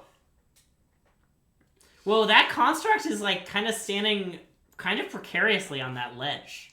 Well, yeah. I mean, I think we should just main phase push it, most likely. I was thinking about if there's any reason not to do that, but I don't think there is. And we can still dash the rock. Yeah, because even if they flash, even if they save it somehow or whatever, yeah. Then they're just dead. Because they have 1 card. So yeah. we just push it and we just, like, show us what you got. Yeah. Okay, cool. And that is how you scam some hammer. Okay, so let's see. Against hammer, EEs are very good. Blood Moons are good. They're not the end-all be-all, but you want them to just kill all their sagas for the most part. Also, their mana is honestly not that great. Yeah. I imagine Bowmaster is good. I imagine that too. Voidwalker is generally considered to be bad in this matchup. Yeah, that makes a lot of sense. Grief Scam is excellent. Fury Scam is okay. Okay. It might be right to say Furies. It's honestly... People like to think of Hammer as this small creature deck, but in my opinion, that's kind of untrue. That they're not that small creature-y. Yeah. I have found that if you save Season Pyros in this matchup, you risk being in this spot where like you have all this interaction, but no actual like payoff in some sense. So I tend to like Season Pyro. Well, I mean, how big? Certainly, if your opponent has a fast hammer, Fury Scam doesn't do anything. Yeah. So you always have to Fury the fodder, which often means you're Furying like one thing. I have often shaved Fury in this matchup. Okay. I don't know if I should shave 2 or if I should shave 1 Fury and 1 Scam element. It might be 1 Fury, 1 Scam element. But, yeah. Do you prefer Feign Death or Undying Malice, Greg? I like Undying Malice more. Okay. Alright. No. I tricked him. I actually like Feign Death more. We got him, chat. We got him. Yeah. I think Fury is fine in this matchup. I just don't think it's great. Yeah. Really what you want to do in this matchup more than anything else is to Grief Scam him. Well, this hand is heinous. Yeah. So let's mulligan. Okay. Also, notably, last game we did beat Saga, and Saga is maybe the best card against us. Okay. So it's nice that we beat it Sans Blood Moon. Well, that's true, but often they don't get Saga tokens, right? I mean, I'm boarding to a 4 Blood Moon deck. Yeah. Sometimes they get one out ahead of it or something. I mean, this hand isn't great, but we have to keep. I think so. It's, I think, pretty maniacal to mulligan this. And I think I should tuck this, actually. That makes to have a sense. swamp for the moon. Yep. Yeah. Are we about to see why Ragavan is great in Scam? Yeah. Ragavan Bowmasters, two great tastes go together. They're going to play a 1-drop. We're going to play Rog. We're going to Bowmasters the 1-drop and hit him with the Rog. Nice.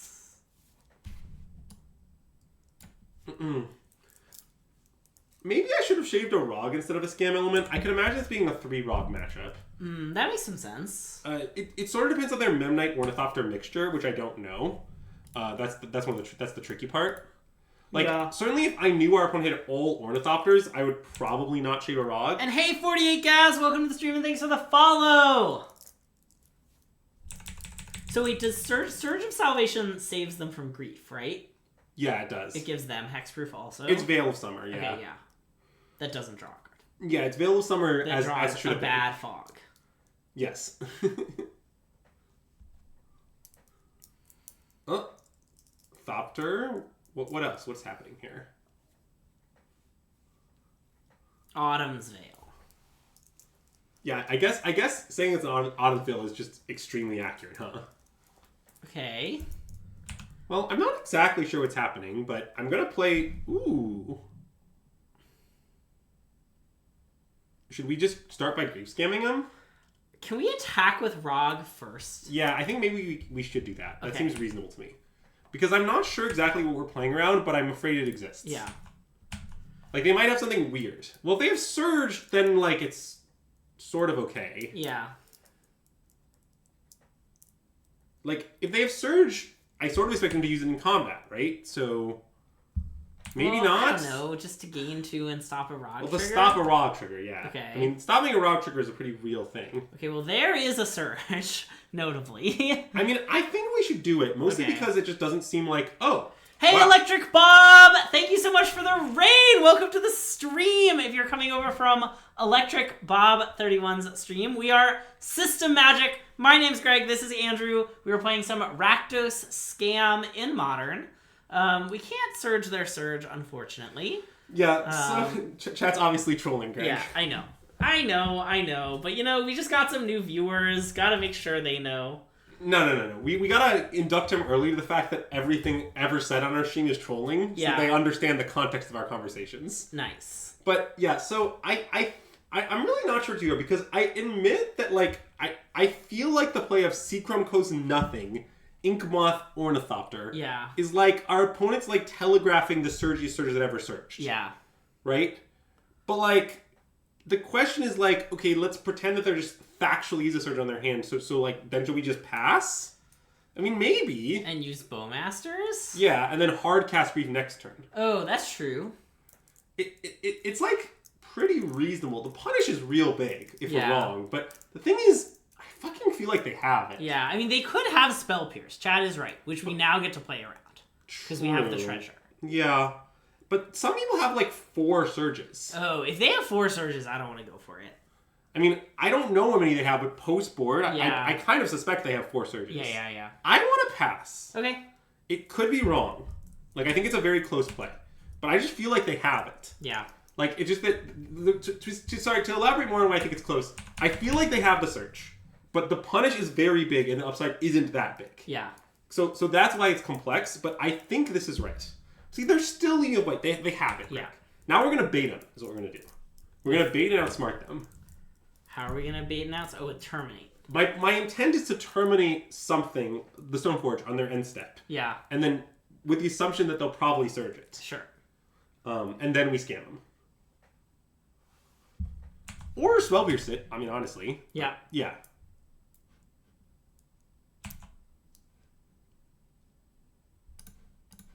Get out of here, Stoneforge. You have been terminated. Okay, well... Now I'm confused.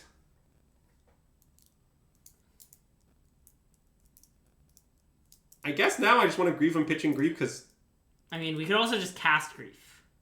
I guess let's attack. Okay, let's attack. God, this is so weird. They just had search the whole time and they're sitting on it or something? It's really bizarre.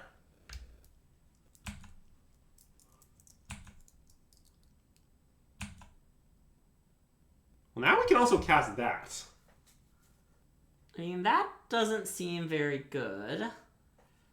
Well, I mean, we get a 2-2. Like, I want to just pitch Grief and Grief them. Okay. At this point. The Terminate to Beta, I think, was a good play. Sure. Now they haven't done it, I just want to do the thing. Yeah.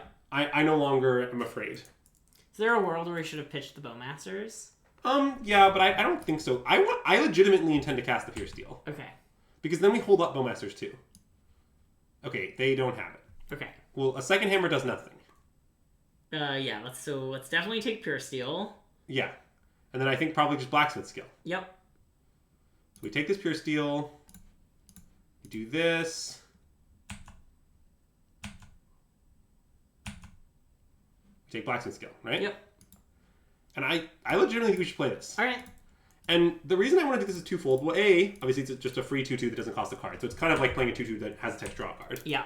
But the other reason I think it's good is that we might Ragavan them in the future and take equipment. Which is very weird, but it is quite possible to get to Metalcraft with Ragavan and an equipment that we hit off their deck. So like it's kind of legit. Like I don't know that the game will actually end up playing out this way. Why do they keep finding these hammers? They just boarded out their other equipment or something weird? Maybe. I mean, that might have happened. It's kind of a bizarre choice, but I don't know. Well, that really punishes me for playing the Pure Steel, if I'm being honest. But I guess that's true. But whatever. I just want to attack with, I think, maybe not the, probably just everyone. Yeah, I mean, they could trade for the Nexus, but that's probably fine. Well, no, if they have an XL Bowmasters in. Oh, true. Good point. Maybe, in fact, this is the right attack. Wait, doesn't Stoneforge snap equipment onto things? No. No, it just puts them into... Okay. Yeah, okay.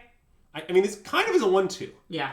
And I like that this promotes the double block. Yeah. And I also like that if at some point, because we have Fury in hand, right, if at some point we draw a red card, have them having more stuff in play is better. Yeah. So that's a reason not to exchange the Rog for the Stoneforge. Yeah. If we draw another Rog, of course, we'll have wanted to go back in time and exchange. But actually, that's not even true. We'll just pitch it to the Fury. Good point. So it seems like in all scenarios, this just works out better for us. I think. And I don't know if I will play the monster or not if they just don't present any target for it. That I'm unclear on. We we had the option last turn and didn't do it, which I think was right. Yeah. I mean, I guess I think it's a little less good as we build up expensive cards in our hand, but I guess there's no chance we cast Fury next turn, so it's not a great reason. Well, I guess in theory Rog could hit, but I don't think that'll actually happen. Yeah, I don't think so either. I mean, unless we draw their card Fury and then we're really happy anyway. I think we untap. Yep. This does play around some stuff. Well, I know we just lose to 8+ hammer. I mean, they have 2 hammers in their hands. Yeah. Their hand is literally 2 hammers. But there's nothing I can do about that. So... Ooh, that's another reason to hold the Bowmaster. Why? Is that a reason to hold the Bowmaster? If we draw a land, we can double Bowmaster and kill one of their things. Oh, that's true, but it's also like we would just have 2 bows for playing to beating them down harder. Yeah, I guess that's true. Okay, well now I'm just going to Bowmaster that. Yeah. Do you want to let him block first? Yes. Okay. Because I predict a double block on the... I guess I'll just see all their blocks. Sure. Kind of however they're blocking, Bowmaster's probably going to get them. Yep. Ooh, is it the triple? Any triples? Any triples in the house? Apparently no. It was just chumps all the way down.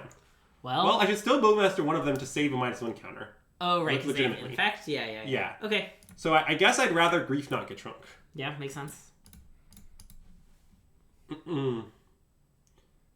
I guess this kind of punished us for going to blocks, but I really didn't think they would block this way, mostly because it's very bizarre. Okay, I mean, we were still in trouble against... Well, now I think we weren't, because they play it, they put both on this, we chunk. Okay. And then we have like a 1/1 left. Yeah, it's like really not a problem. That did kind of seem like a maniacal block, but meh. I don't understand their block at all. Yeah. Let me be clear. But I do think their concession was reasonable. Yeah, agreed. Well, okay, I'm pretty... Pimas, they had a lot... They showed us multiple surges. Yeah. I'm not sure that... We saw one game 1 and one game 2. We didn't see multiple, right? Well, no, we exiled one... Game 2. Oh, you're right. We just kind of thought they had it and had mentally put it in their hand, and they just didn't. Yeah, but I wouldn't be surprised if our opponent has, like, 3-1 or 4... Yeah. Or even 4-1, and it's the 5th one. Like... Okay, Pimas, but that's true. But we don't know they didn't have 4 surge, is what I'm pointing out. They could have had 4 surge and 1 skill. Yeah. Like, you can't... You can't just be like, well, how could they possibly play skill? It's like, well, I don't know. They decided they wanted more than 4 of that effect. Yeah. Um, Also, I'm not sure they would have surged to stop a Ragavon hit. That seems a little insane to me, but... I don't think 4 surge... I mean, most people have, like... Seeing 4 surge is not unheard of. Yeah. Playing a 5th one, it probably isn't what I would do, but I don't think it's wild. Yeah. I don't know. Like, I have to differentiate between what I would recommend and what I think is maniacal. Oh, look, we're playing its old Greg. Yeah. So what happened is Greg, actually, he has a time machine. He uses it to come back to the current present. Yeah, okay, and it's me. This is me from the future. Right. So you'll remember all the cards we have. Yeah. And we should keep that in mind in our plays. I think so, yeah. But your memory might be hazy if it's like 50 years later, you know? Good point. But this will be uploaded to youtube.com, which I assume will still exist. Well, maybe YouTube is out of business. Maybe, yeah. Greg W. that already happened, yeah. So the forest is weird. I don't know really what we're playing against. I definitely want to just let Fury cook a turn, though. Okay, then do you want a Fatal Push? No, I want to let Fury cook a turn. I mean, this is already dead in some sense. Okay. And them having more mana isn't even really bad. Yeah. I actually find this is a pretty common thing with Scam, is that when you play against decks that against which Fury is good, the key Fury timing is a really important skill. Yeah. And usually people are too trigger happy with their Furies. Okay. If you can, you want your opponent's soul to be crushed by your Fury. Like, just imagine that they're playing Yogg, which I don't know if they're playing, but chat's right. This could be Yogg. And if it's Yogg, they could go Wall of Roots, 1-drop here. Sure. And then we'd kill all of them. Yeah. Because it's or 8 damage. Play Grist or something. Yeah, they play Grist, they make a 1/1, and then we'd kill all of them. Yeah. You just don't want to get too trigger happy. Future Greg has 4. No, but Future Greg does have Black Lotus and a full set of Moxen because MTG Summit 2.0 was just announced, and the prize for first place is a bunch of Moxen. Is it really? Uh-huh. Oh yeah. They're in for a soul crushing for sure. Yeah. I don't know. It was unclear if first place gets all 5 Moxen or if the Moxen will be distributed among top 8, but... Yeah, come see, come saw. Also, was Old Greg from an obscure show? I feel like it was an obscure, YouTube video. Oh, it definitely was, but I prefer my time machine theory. Sure. And it was Old Greg with an extra G, which they do not have. They're spelling Greg with 2 Gs rather than with 3 Gs. Right, that's to signify that it's you from the future. Yeah. It was a show. It was a show. You just only ever saw YouTube clips of it. Okay. Well, so I do assume this to be Scam. I don't know it to be Scam. You mean Yogg? Yogg, sorry. Yeah. I assume this to be Yogg. Yeah. I don't know it to be Yogg. It could be Scurry Oak combo again. Well, they fetched 2 basic forests, is the weird... Or they fetched a basic forest and played one. Why do they have all these forests? That's what I don't understand. They know we're Scam, and they were worried about Blood Moon? Yeah, I mean, maybe. I don't think Blood Moon is good in whatever matchup this is. I agree. Bonemaster is probably good. Yes. Voidwalker is good if they're Yogg, because it exiles undying creatures. Yeah. So, this is sort of how I want to sideboard. I understand that's one Bomb? I think that's a bit much again if it's just Yogg. I mean, they don't have that many undying creatures. It was Misty. But I don't know how much that means, because I assume Yawgmoth plays 4 of the green-black fetch, and then some other fetches with me, I guess. Other fetches, yeah. So, I don't think that Implicity is disqualifying Green Yogg, but it could be something else for sure. I mean, we're not messing with the formula too much here. If we're wrong, it's not like we've diluted our deck heavily. Yeah. I guess maybe, I mean, the most natural thing to do, I think, is just this. With, I'm not really sure what's happening. Yeah. This barely touches our deck. I think that seems fine. I kind of like that. It's... Blood Moon looked bad, so let's cut them. And then we'll figure it out. Yep. I mean, there's other things that could be, too. For example, this could be the red-green Blood Moon Karn ring deck. That's a possibility. I mean... I'm going to keep this. Yeah, okay. I mean, it's not a great hand. Yeah. It's just Grief, Scam, and a Dream.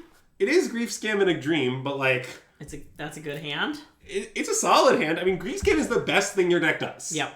So, what am I going to be no, I can do better? I mean, maybe, but that's kind of ambitious.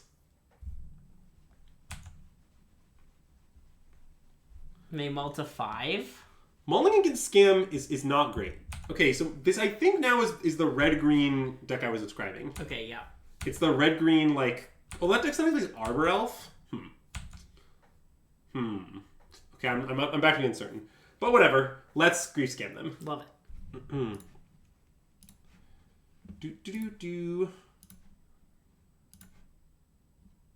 Oh, actually, I think I might have just put it. This deck plays Blood Moon. I maybe should have fetched...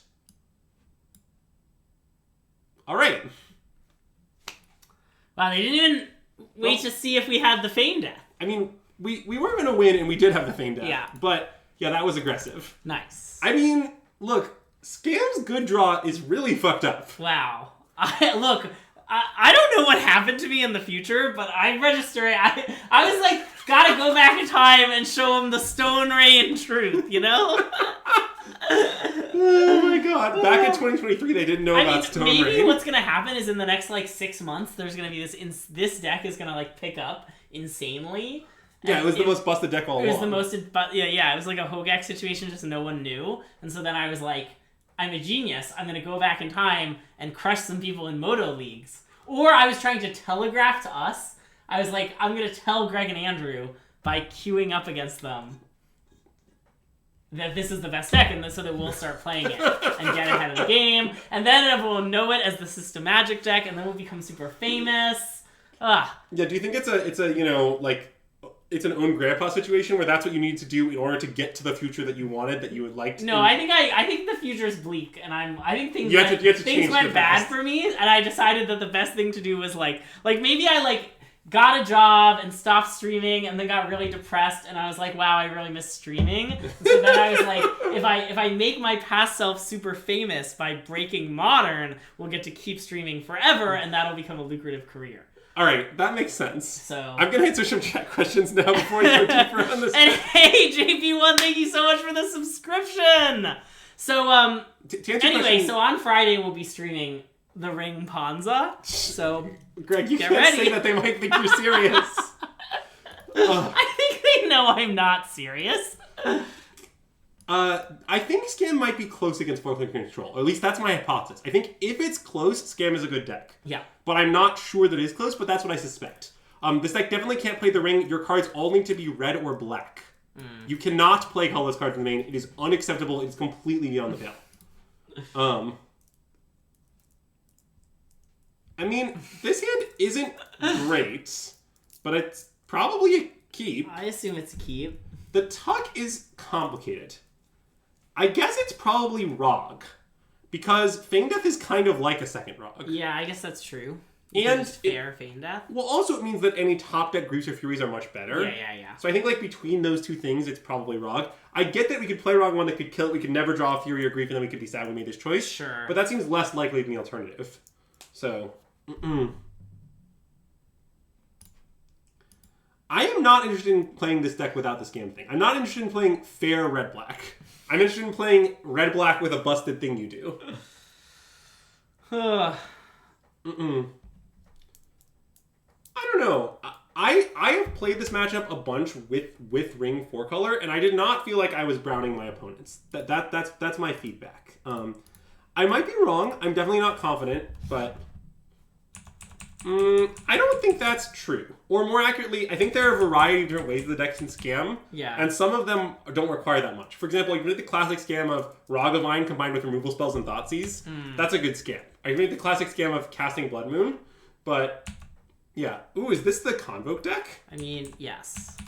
Okay. Well, our hand is goodish against that, I assume. Ooh. I mean, I think we should just do it. I think we should fire it off, yeah. Yeah. I get that we could let it cook and... No. This also lets us hit with the Rog. Yeah. This has got to be great.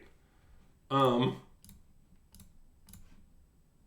too scared of the Convoke cards to not do it.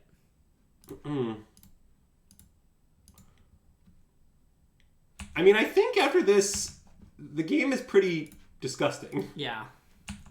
Does Red-White Convoke count as a scam? Well, it doesn't not count as a scam. Look, Halo Hopper. Well, we cannot sadly cast that. True. Although we're not actually far off, but we can't. Yeah. So, And then my intent, I think, is for this to be a swamp, although it's kind of complicated, to be honest, because the Blood Moon versus the peace thing. Oh, yes. Oh, get that Force Tender down. Oh, baby. Well, okay, the second one's annoying. The second one is annoying. But it's fine. I mean, we're obviously going to Bowmaster these. Yeah. Yeah, okay, I guess I think it should be the Blood Crypt, because now we won't even have a third link, so Rog's not guaranteed sure. hit. Yeah. But, yeah. Before they did this, I didn't know what I wanted. Yeah. I mean, my intent, I think, is to just let them eat Rog. Because if they eat Rog, they take 10. Yeah. I would enjoy them having 10 less life points. Oh, that's another reason to let them eat Rog. Nice. You know what they say, Greg? When in Rome, let them eat Rog. I have heard them say that. Does Red White? I mean, oh wait, sorry, I answered that. The answer was already yes. Yes. Okay, so they're gonna do this. I mean, they sure got us. Look at us with the second Rog in our hand, looking foolish. Yeah. I mean, Sanctifier here would not beat us necessarily. Obviously, it'd be good, but it's definitely not like game over. Ooh, maybe they'll use their blood in their turn. Or I guess at any point they use their blood. It's very bad for them. Yeah, they definitely shouldn't use it on their turn. Ah, yes. Well, it doesn't matter. It's. Oh, I guess. It's not the second. Yeah. Anytime using it is bad. Ooh. Yeah. All right. Let's see what they got over there. They don't have that anymore. Do we have attacks? Well, I don't want to attack with the Bowmasters, because that frees up their blood. Well, yeah, like, we could make this attack. Yeah. So we make this attack. I assume that they will block Fury trade, and that's what I want, because then we can play Rock. Yeah, that's so I think I should make it this attack. And, like, getting rid of their cards seems very good. Yes, all trades are good for us because they're playing Convoke. Yeah. I mean, maybe they're going to block Fury, trade for Rog, and take one to preserve resources, but that's fine, too. Sure. I do like leaving the Bowmasters home. That seems like it messes with them pretty good. Sure. Yeah, I mean, I don't know, Dom. Maybe I'm wrong about scamming shot against 4-color, but I sort of feel like Bowmasters was very similar. When I was playing 4-color against this deck, I was Bowmasters did a lot of times.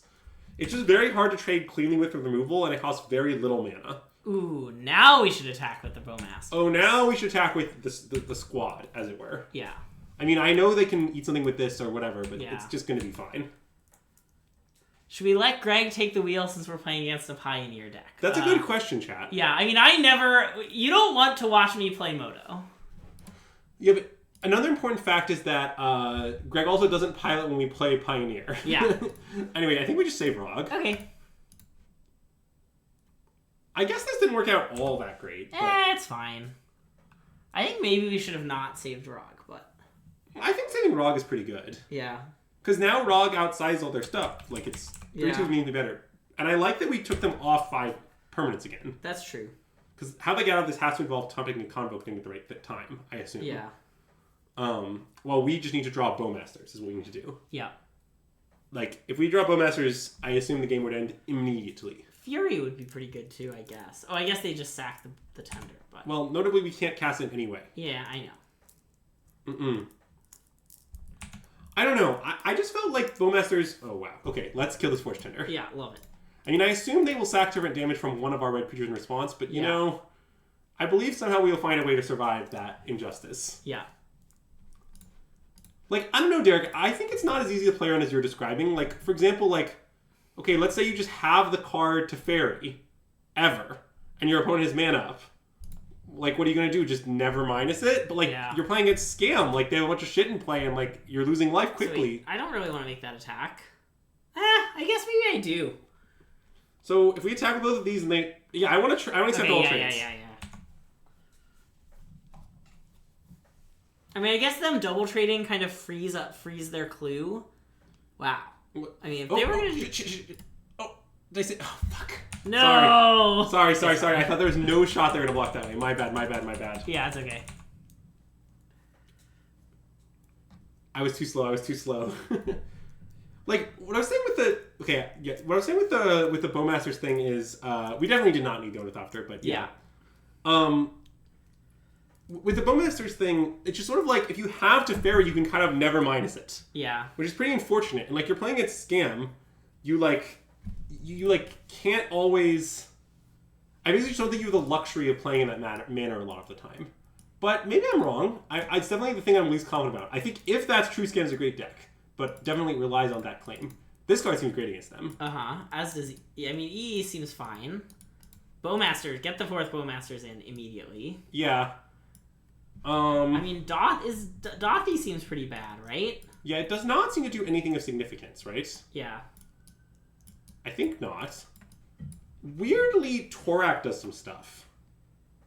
But... What does Torak do?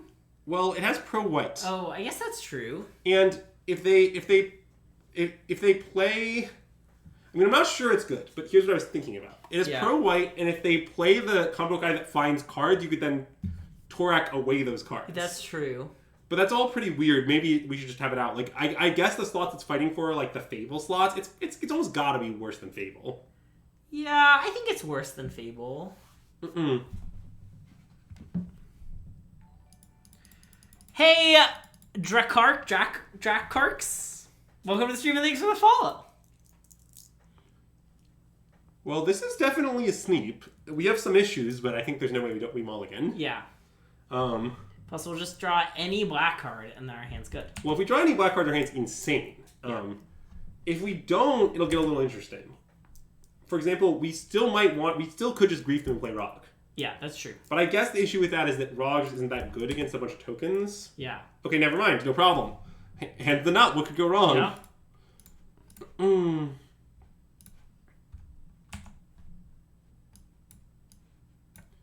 Their hand is 3 Convoke things and a Kloth Rebirth, huh? Well, that's annoying. I mean, I kind of want to take the Well... I don't want to take the Dotha because they draw an artifact and they're still one turn out. Okay.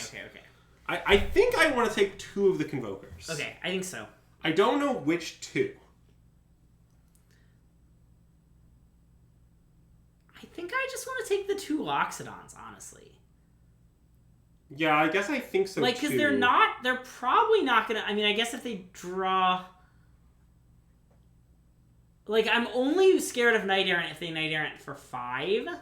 And they aren't very close to that. I mean, I know they could get there. Yeah. But they need to draw a thing that makes a artifact, then the next turn they go through it, then the next turn they Knight, because they still don't have a white thing unless the thing was Thraben Inspector. Right. So, I think we should take both Loxes. Okay, I like both Loxes a lot. I did want to consider it. But having considered it, now I want to take both Loxes. Yeah. Who's venerated now? Sorry, I'm just giving our opponent a little trash talk, you know? Nice.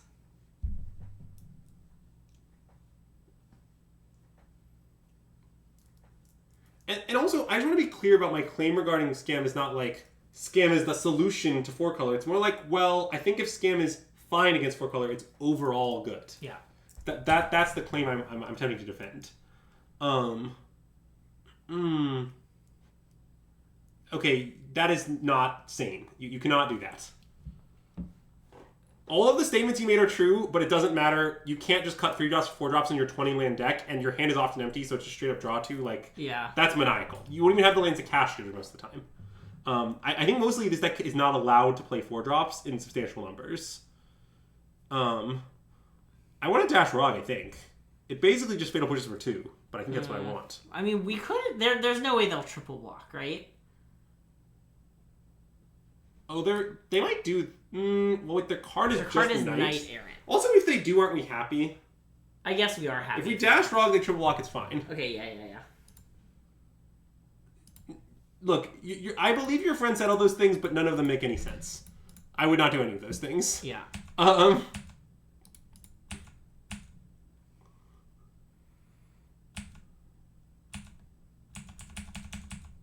mean, we might be losing. It's very weird. The fact they have 1 land still is going to harm them, though, because, like, they actually can't take a lot of cards that are good. Yeah. Weirdly. But I guess the 4/4 is kind of good. Well, this game's going to get real bizarre, I think. Yeah. I mean, like, our turn next turn, I guess one question is, do we want the trade? Of our 4-3 for their 4-4? Yeah. Because we can probably opt in or out, is my guess. Forge Tender. Okay. I mean, that's a little annoying. It's mostly fine. Yeah. Well, drawing a Feign Death would be good, yes, since then our trade would improve for us. And I guess it's a reason to just sit back and hang out. Oh, thank you. Ooh. Alright, so now... I mean, I think I want to just Bowmasters. And hit the Forge Tender? Yes. But should we attack for 4 first, is I think my question? Like it's do we want the trade? But I think maybe yes. Yeah, I mean, if we want the trade, then shouldn't we not attack? Well... You think if we attack they're going to go to 10? I think they might.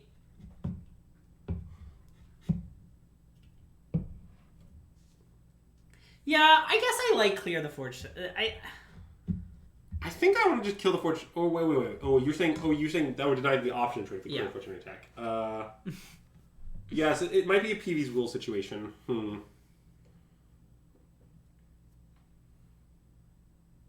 What's the one card they got? Wait, they have another Forge Tender. Oh, did I clear both? 2 Forge Tenders. Oh yeah, okay, so the card's Forge Tender. Okay. Yeah. So if we deny them the option to trade, they and attack hey, us the back Herd for of 9. Beasts, welcome to the stream and thanks for the follow. We trade. Yeah, I think that's good. I think I'm down to just kill the Forge Tender. Yeah. Because we haven't taken. I think we are winning the race. Yeah. It's a little complicated, but like them alphing is okay. Here's my full logic. I think we should do this because if we do this, and then oh, we don't get a 1/1. Shit. And hey, Delotrius, welcome to the stream and thanks for the follow. Wait, maybe I was still supposed to do that. Yeah. No, I probably was. Okay. So what I was thinking is, if they alpha and play Forge Tender, and assuming they draw a card that doesn't do much. What? What the fuck? I've never seen that card in these decks. Also, it seems quite bad. We don't get a 1/1 because since they sacrificed, the ability was countered due to lack of legal target. Okay, so this is an attack for... No, Marcellus, I don't mean I've never seen the card in my life before. I mean, I've never seen a Convoke deck play it because it's maniacal to play it. Yeah. I mean, if we take 15, we go to 2. Yeah. Which isn't great. But then let's see. We can untap and dash Rog and attack for 4, 5, 6, 7. They go to 3. And they like die if we hit like some stuff. How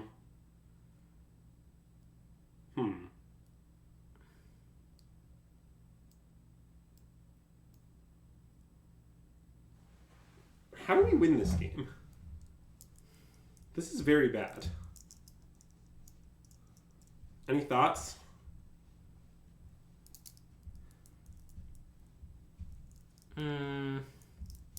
So alternatively, if we block the 5/5... Well, the problem is we take 10 going to 7. Which means we need to do a lot of stuff to survive.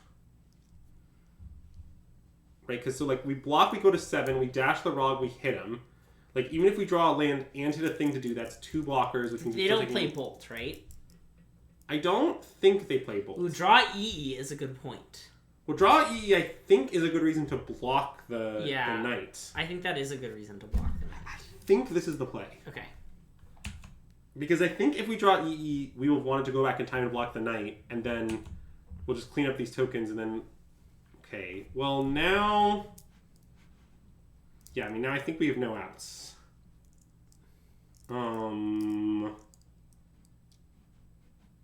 Block.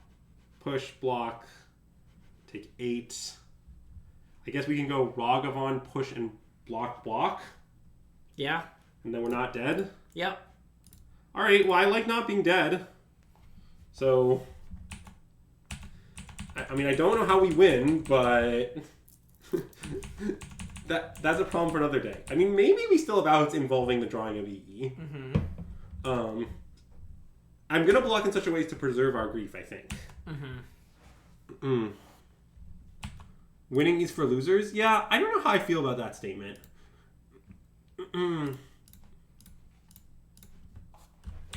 It's nice that this goblin isn't a legend, though.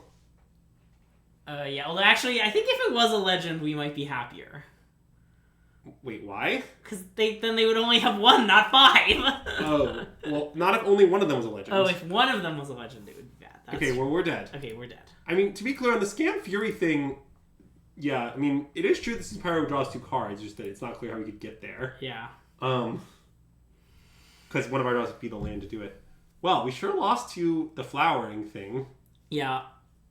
Perfect deck submit. Yeah. I see no flaws.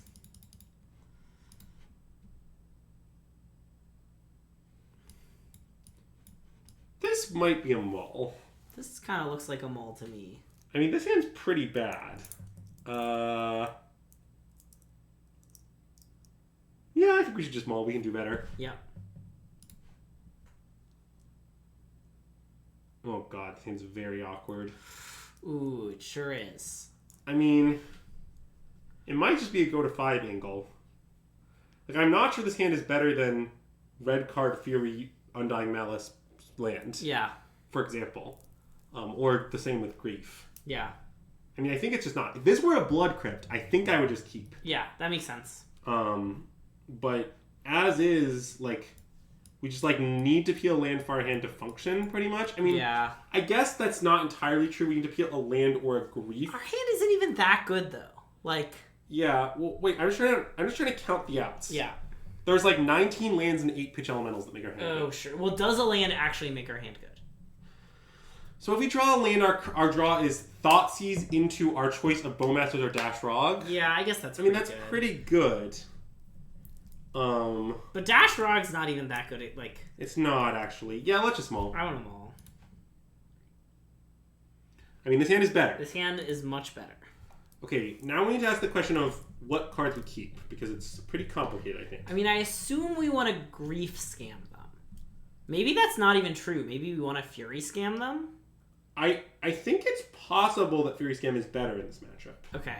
Well, but if we Grief Scam on one, we can just take, like, all their fodder and they might strand have their Convoke cards. Forge Tender, too, which stops the Fury Scam. Yeah, that's true. So, like, I mean, are you posing this tuck? I think so. Then, or wait, or is it better? Because we could choose not to have a second land and have a Seasoned Pyro or something. That's true as a way to recover. That's kind of weird, though. I think that's weird. I think it's close. I agree that it's close. I mean, I certainly wouldn't think it's crazy to keep a land, but I'm not sure I think it's right to keep a land. To pitch land, you mean? I mean keep. Oh, I see. But okay. yes. Because, like, it's sort of like the number of draws in our deck that are unlocked by keeping a land versus keeping a spell, but I guess it's a complicated equation.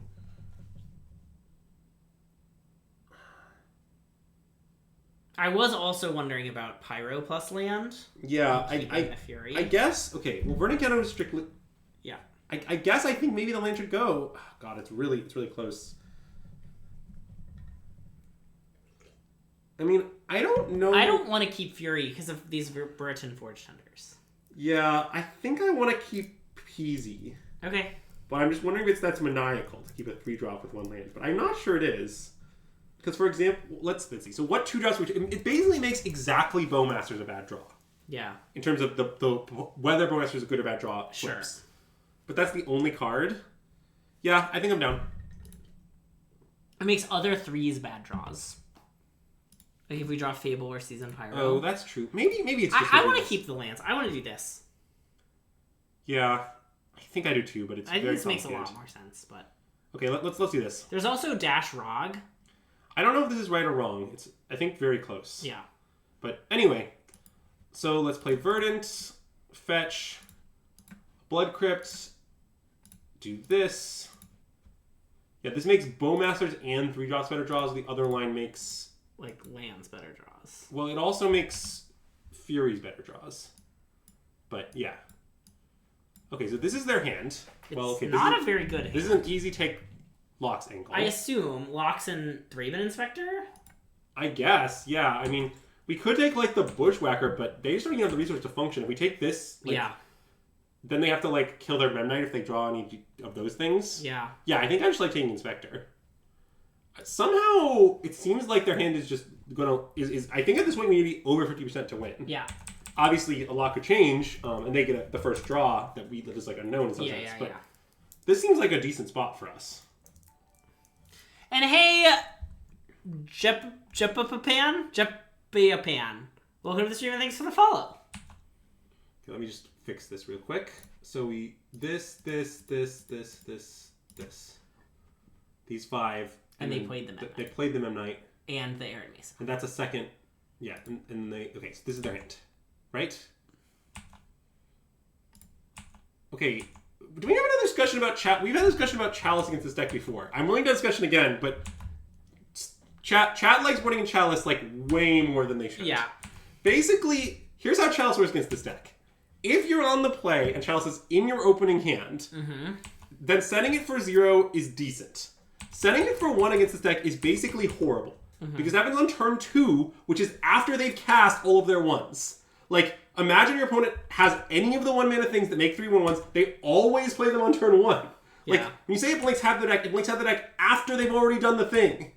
Like, versus this deck, versus Convoke, Chalice is not good on the draw at all. On the play, on 0, it's okay. But in my deck, filled with things that require me to have red and black cards to function, I think it is not worth boarding in. It is okay on the play in this matchup, but I still don't think it's good enough. That's my take on Chalice. Chalice on 5 does blink all their pips. That's a good point. Yeah. So this is the punish that I was discussing. Is that now we have a Fury... Do we attack? I guess so. Maybe not. I mean, they're gonna not block and then bushwhack us, right? Yeah, I guess we'd rather be on D for that. Yeah, I think we're not the beatdown, as chat points out. Okay, yep. I would say that who's the beatdown is complicated. But... Yeah. Like, basically... Okay, I think the right way to characterize... There's a phrase that I like from friend of the stream, Andre, which is that... The question you should ask is who is improving faster? Like, whose draws will cause their game state to improve more quickly? Yeah. And then that's the person who is kind of not the beatdown. Yeah. In some sense. Okay, I'm going to block this because it's an artifact. Yep. So, in this situation, we are drawing to a red card to Fury, whereas they are drawing to a Convoke spell. Yeah. And we have more red cards than they have Provoke spells, so I think we are improving faster. But it is slightly complicated. So their card is Sunday King, I think. I think. I'm not... I thought they had 2, right? I think they had 2, yeah. I mean, it's definitely right to block the Mem Knight, but I don't know if it's right to... I mean, sorry, we have a lot of outs here. E is good too, you're right, but a red card does it. Oh, God. Okay, so now it's really problematic. Oh, maybe I shouldn't have cracked that fetch. That might have been a punt. Why not? Because 3 plus 3 is 6. Oh, right. But I guess it's really 3 plus 2, but it's 3 plus 3 if they play any spell, basically. So it's a little complicated, but I think that was right. Oh, God. Jeez, they have drawn very well. I mean, now we're pretty dead G. Not totally dead G. I mean, if we draw EE here, I think we're still very in it. But now we need to draw exactly EE. Yeah.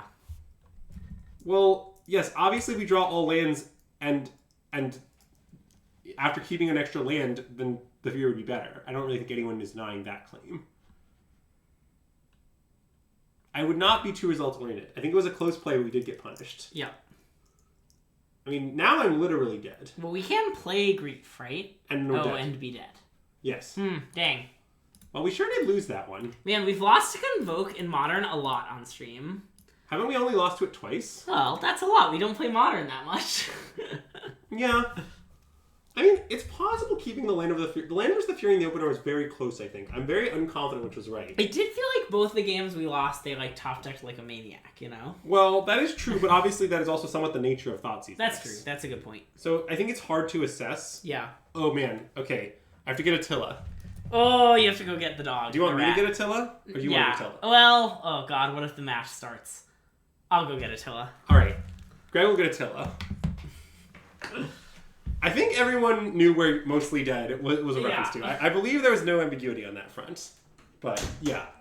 I don't know. I'm trying to assess, like, the number, like, it's like, either way, Ragavon is a good draw. Keeping the land is going to make, like, Bowmasters, Pyro, and Fable better draws. Keeping a red spell is making... It's close. I think I stand by the land, but it's a close play for sure. Like, we did get maximally punished. Our deck only has 20 lands in it.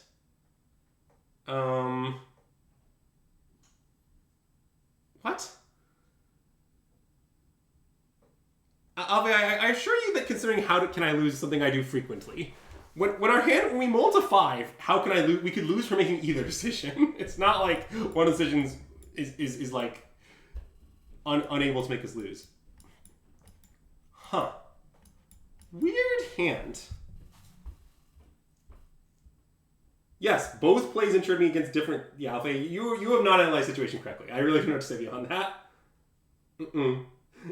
You like, if you seem to think that there's no upside doing the other play, which is completely untrue.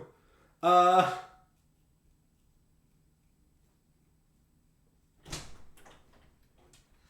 I found a rat. Okay, I'm trying to figure out if my hand is a keep, so it's very close, I think. It's not good, exactly. Here is Andrew's rat-like dog, Attila. He's been shaved recently, so he's really rat-like. He's very cute. He's not very cute.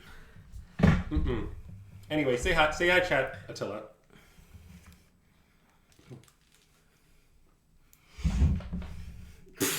Okay. This is on 7? Yeah.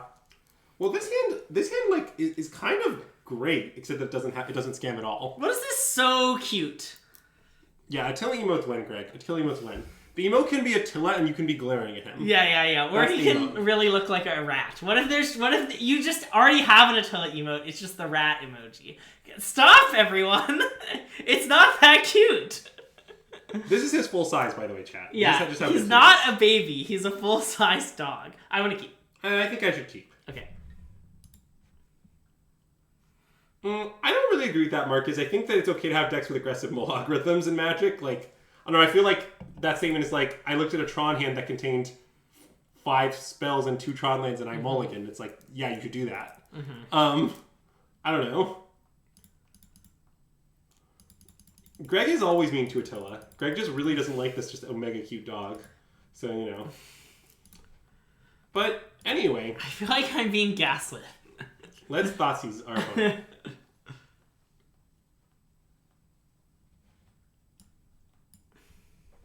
Okay, so Reprieve, Nissa, and the One Ring, huh? That is a little annoying. And what's annoying about it is that there's no way we can get Nissa and the One Ring out of their hand. Yeah. I mean, we have to take the One Ring, I think. I think so. But Nissa is going to be problematic. Yeah, and they can play it next turn, which is scary. But yeah, we'll just have to figure it out. Oh, we redeemed Greg says something mean!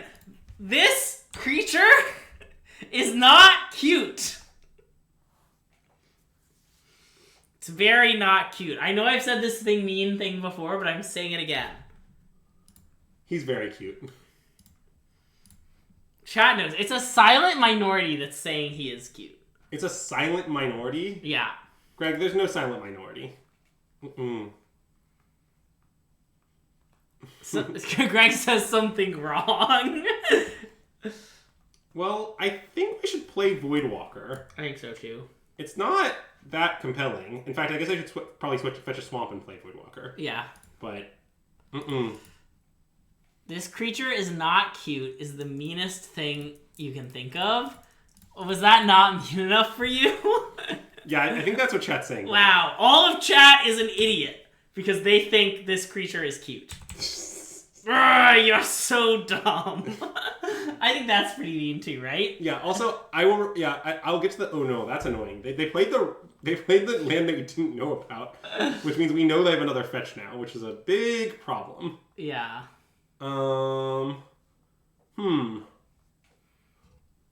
Bumping it up to PG-13. Yeah, I do love bumping it up to PG-13. No, that's not quite right, Otterhouse. I think that the first Nissa is good, but the second Nissa is bad because ever hitting a second one is pretty bad, and because drawing Fable's good in spots where Nissa's not.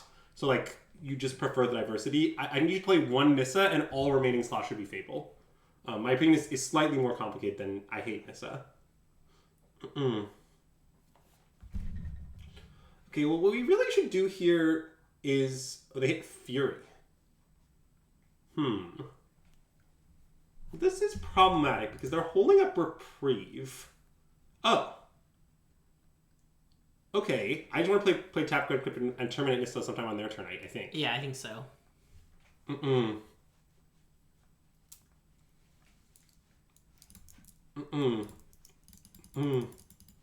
No, he's at least as cute in real life. He gives me this many kisses in real life too. Yeah, this dog really loves me. They're the Attila kisses are so unpleasant. You're just trying to sit about doing your own thing, and suddenly he's like licking you, and you've got dog all over you. Ugh. I mean, sorry, rat all over you. I think we should do it now, right? Yeah, I think so. I mean, I assume they're going to just repeat it anyway. Yeah. But at least this way they don't know their card. They have to commit before seeing their card. Yeah. I'm not really sold on main deck Reprieve. I don't think it's crazy. What I do think is crazy is cutting Prismatic Ending. I sort of think fitting some Reprieve in the flex slots, like the Spell Pierce / Reprieve / whatever slots, is fine. But like, I think Prismatic Ending is great. I don't understand the Prismatic Ending hate in 4-color. In hindsight, I think this hand was a mulligan. And I'm sorry I told you I think we should keep it. Well, I think the hand is close. I think it's very reasonable that Reprieve over Pierces. Yeah, I'm very unconfident between Reprieve and Repierce, I would say. But I'm not cutting Prismatic Ending and no one can make me. Yeah. Look, they have a Nissa Fable mix like we do. I mean, I do approve of that. What I don't approve is that we're just in enormous trouble. And I don't really know how we're going to get out of it, to be honest. I mean, I guess I will now terminate Nissa. Yep. And then I guess I will pass and pray that we somehow get out of this. Well, I might need one of these Undying Analysis to target the Pyro. That might be part of our road to recovery. But, yeah. We'll see. I think my intent is to Bowmasters the Goblin and block it with a 1/1. Yeah. Oh, also, I guess we can respond to this by playing Bowmasters, by the front of the Fable trigger. Oh, true. I guess we're going to do that. We should play it now, because they could top deck Reprieve. Yeah. Alright, let's Bowmasters now. I guess they could Solitude it if they want. That's fine. Well, I think... Actually, this game has quite a few good matchups, Armath. I think it's generally good against Living End. It's generally good against... Well, actually, I'll rephrase. I think it's maybe good against everything that isn't Hammer or Rhinos. And close against Control. I think it... Like, basically, I think... Yeah, that's, I guess, my answer. Like, for example, Tron is a great matchup, is another one. I'm not saying Tron is super popular, but do I think Murktide is a good matchup? I think it is close. I think that I think historically speaking, Murktide was about 50-50. But again, I think Bowmaster might be great there. Mm-hmm. Oh, I also think Scam is great against Yogg. Is another good matchup for Scam. Mm-hmm. Like, the Fury Scam demolishes their soul. Like, if you Fury Scam them, they lose, basically. And the Fury Scam is still pretty good there. You leave them with a bunch of worthless pieces and take all their ways to find Yogg. Yeah. So, in general, I think it has quite a few good matchups.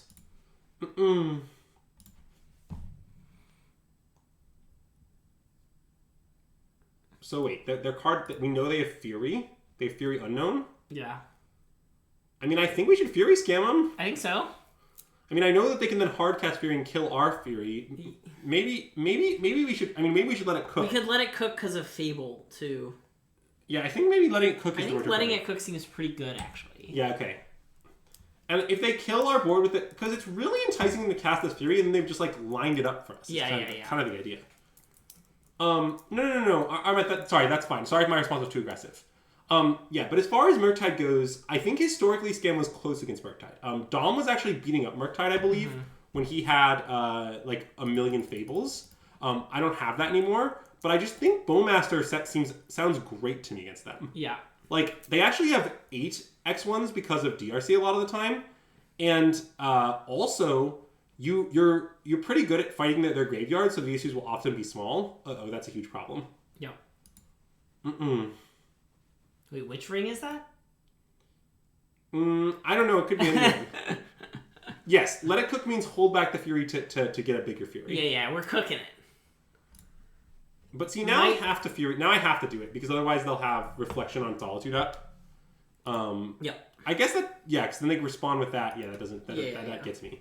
So it's not the greatest situation I've ever seen. I think just this. I think that. I guess the Rod can't attack this turn. Hey, G3! Welcome to the stream, and thanks for the follow. And if your username is a reference to the theater in Minneapolis, that's awesome. If it's a reference to something else, I mean, that's fine too. I mean, I assume they will just like... Oh. They have a binding response? That's unfortunate.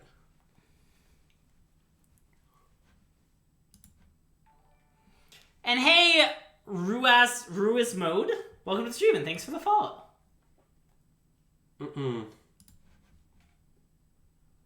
Yeah, I don't know. Ring is obviously very good. I'm not totally sure it's... I also love calling it, if you like it, then you should have put a ring on it somewhere. I feel like that's a little long to be pithy, you know? Nah, it's great. Oh, it's a reference to your favorite mana cost in Magic, GU3. You're a fan of, like, Prophet of Krufix and Krufix themselves and things like that. Also, I'm going to play this rock. Because if they want to kill our small things and not our 4/4 double strike, my opinion is deal. Oh, Urban Evolution. That is a nice one. I don't see the advantage of playing Rog, but... Well, it means we can not dash in the future. Okay. I mean, I guess what this is bad against is that if they have... Altered Ego X = 1. That's nice. No, I think we should do it. Okay. It's not a great situation. Don't get me wrong. Oh, yeah. But, I mean, I also think another factor is, like, I like the hand we kept, I think, in the dark, but I'm not sure I like it against Force. Yeah. Ether Helix? Ambassador Blorpity Blorp? Wait, have you named Tatyova yet? I haven't named Bring to Light? Tatyova is one of my favorite limited cards of all time. Yeah. Emoti? Mostly because in that limited format, which is obviously Dominaria, I constantly played Rug Control. Emoti is another one of your favorite limited cards of all time. Emoti? Oh yeah, Emoti is another favorite card. Tanos the Toymaker? I do love Tanos the Toymaker. Tanazir Quandrix? The leader of my school? Yeah, it's pretty strange that your school actually was put in charge of a Magic card. Yeah. You know, like, that they were just like, yeah, this card is going to be the Chancellor now. Yeah, so I'm not exactly sure what victory looks like in this particular Kraken IRL pack! Let's go! Also, someone did redeem Krakamoto chest. Right? I know. I will do it after the game. We'll do it after the game. Okay. Anyway, now that we're in nonsense time, it's time to crack an IRL pack. You mean while we're, like, losing badly, you're going to crack a pack? It's garbage time the other way. Yeah, we're going to crack another Lord of the Rings pack. Can you thank this person for the follow? Can you say their name? Yes. Thank you for the follow, Pello177. Nice. Well, I was busy getting a nice Lord of the Rings pack to crack. Okay. Do you want Attila to participate? Sure. First, I gotta do this for the ASMR. Alright, Attila, open the pack. Wow, he did it! Attila opened the pack! First time you got our stream. Awesome. Thanks. Welcome. It's great to have you. Okay, well, I'm going to attack with Fury and Pot Peasy. That makes sense. Because if they... Yeah, it seems like it goes well for us no matter what they do. Yeah. And then I'm going to play Blood Moon and Pray. Yep. Yeah, world's smartest rat right here. Okay, so they're going to chump eat. Well, okay, if they don't have anything, Blood Moon is going to get him here. But right, I'll slowly reveal some cards from the pack. Here's this the Ring token. And I think this pack is backwards. Yeah, the commons are at the back. So we'll look at the rare last. Okay, good. Alright, here are some commons. I'll just show some, maybe multiple. There's this 4/5 and this Fog and this guy that makes food, who's really bad. Have we seen the Ravel mural in Minneapolis? I do not know what that is referencing. We've got a birthday escape, a second breakfast, and this soldier guy. We've got a nice goblin, a rally of Hornburg, and surrounded by orcs. We've got a nice Dunedin blade as our last common. Oh no. Wait, which ring is that? We've got, let's see, some uncommons. We've got Faramir, Fear Fire Foes, and this elf. Yeah, it's possible I should take up the Terminate instead of the Rog. Yeah. That's conceivable. And we've got this nice Scroll of Isolder as our rare. The first rare we ever took in a draft. This game is very weird. Should make altars of the One Ring that are 1 ring, 2 ring, red ring, blue ring. That's great. I mean, they still haven't killed our Fury or our Blood Moon. I mean, I know that they're protected this turn, but this is very strange. I mean, we can kill Ren, but I guess we're dead on the backswing if we do that. Yeah. I mean, we can do that if we draw, like, a thing that does a thing. That does a thing. That does a thing. I mean, it's just a 3/2 menace, I guess, but... Well, no, they have 5 cards. Oh, no, wait. Nope. And in fact, we probably can't attack, right? It's probably maniacal attack, yes. Oh. Okay. I don't truly understand why this is happening in response, but I guess it is. Scroll of Isolder, basically the systematic... Okay, I'm good. Yeah, is that because you didn't know it existed until you saw it on System Magic at the early access? Because that's true for me. All right. So... These all come in, and these come in. Nice. That's all beyond argument. I do not like Fatal Push very much, but I do like some Terminates, I think. Okay. Fury is not great. Voidwalkers, I think, is pretty great, though. Okay. Yeah, let's I think Shade go down on scam elements probably is the angle here. Sure. Like, it's something like cut like a nice 3 Fury, 2 scam element angle. Okay. This seems pretty reasonable to me. Because you don't really want to Fury him that badly. I mean, maybe I should shave. Maybe it's like a 2 Terminate, 2 Fury angle. Ooh, I actually like that. That makes some sense to me. Yeah, some split of those is right. Okay, wait, hold on. Now we're gonna very quickly crack a chest. Wait, that didn't work. Hold on. I'm trying to switch. And hey, Gilly, thanks for the subscription! Welcome to the stream. Great to have you here as a subscriber. We appreciate it. Why? It's not working. 1 second. I need this thing. I need to see the product. There we go. And hey, Joe Whistle, welcome to the stream and thanks for the follow! All right. Whoa, Delighted Halfling! You know, I imagine this was an incredibly worth crack. And Wind Swift Slice. Huh. That's a cool card. Azax, I'm happy to have you as a subscriber. Yeah, I guess. I don't know how much this is worth, but I bet it's worth far more than a pack. Yeah. Anyway, let's submit. It's worth 11 tickets. Nice. Wow, this hand is very close to being very good. Maybe we should even still keep. Just because Rog on the play against 4 color is very good. And then if we just draw a black thing, we can scam them. Yeah. I think we should probably keep. Okay, I want to keep. Much could go wrong, but... Well, okay, a pack on Moto is a complicated question, but a treasure chest is worth about 250. Okay. Yeah.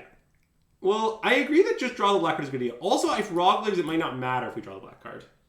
Attila's sleepy, by the way. I can see that from his big yawn. Yeah, he's trying to go to sleep. Do you want me to bring him back upstairs so he can sleep? He can sleep right here. Can he? Chat's so loud. Attila sleeps on me, like, probably more often than he sleeps on most objects. I guess that's true. I mean, probably, like, his bed wins out over me. Sure. But I would bet I beat, like, most household objects. Okay. What about the couch? I think the couch and me are competitive. Really? But Okay. I guess the couch edges me out. Yeah. Yeah, it is true that if something happens to the first Rog. I mean, what I'm a little scared of is, like, we play Rog, they, like, take a hit, and then they run it down, and then, like, we start losing. But, Yes. Okay. Yes. Yes. Shadowless. Yeah. The treasure chest, which is the pack we opened, is worth 250. Yeah. It varies a little bit. Like, so it's like 247 or some shit, but like it's basically 250.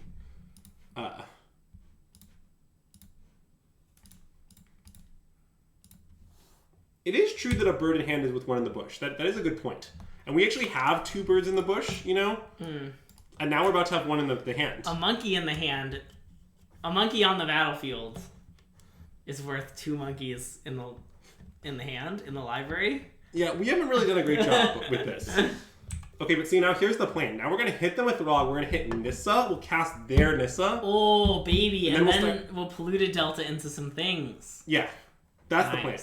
It also would be very good to hit, like, there's actually a lot of good hits. It would also be great to hit, like, Fable? Fable would be great. Delighted Halfling? I mean, that one's pretty whatever. Yeah, that's fine. What we need here is gas, so things that aren't gas. So, Teferi would be a great hit. Ooh, wait, except we couldn't cast it. Oh, you're right. We need 2 treasures for that. Okay, well, we got there with Seiju. Nice. Just what I wanted. He does say Rog. As a CDH player, you think he's saying Rogrick. I always say Rog, yes. Yes. Rog is short for Rogavon. And unless it's Rog Triome, that is short for Rogrin Triome. Oh, I guess if our opponent... Wait. Okay, so they have Rog, so they can fetch the other 3 sources and then binding our Rog. Not much we can really do about that, so I'm just going to attack. Okay. And then we can scam them post-combat. After, with the idea that they'll probably use a kill spell. Yeah. Yeah, I think that makes sense. Because we want them to kill the Rog, because we have all this stuff. Oh no, wait, shit, wait. Oh god, I think I punted. Did you want to Thoughtseize? No, I should have done it first so that they respawn with their kill spells so that then I dash the other Rog. Oh. Wait, shit, that was a big Wouldn't they mistake. have kill spelled the Grief? Oh, maybe not. I don't know, but they might have taken What is going on here? This I did not expect. They're afraid of Blood Moon? I guess. We do have 4 in our deck. That makes some sense. Okay, we hit another Beseiju. All their Beseijus are gone. I mean, do we want to Thoughtseize them? No, I don't think so. Oh, because we can just hard cast Grief? Or just hard cast? Yeah, we could just hard cast. I guess that's kind of reasonable, actually. Because then... Wait, because we haven't played a land, right? Yes.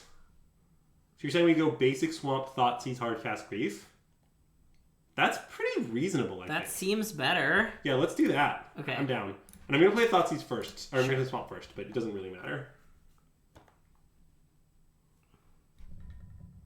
Okay, so they have the binding, but aggressively fish on me. By the way, chat, don't do this.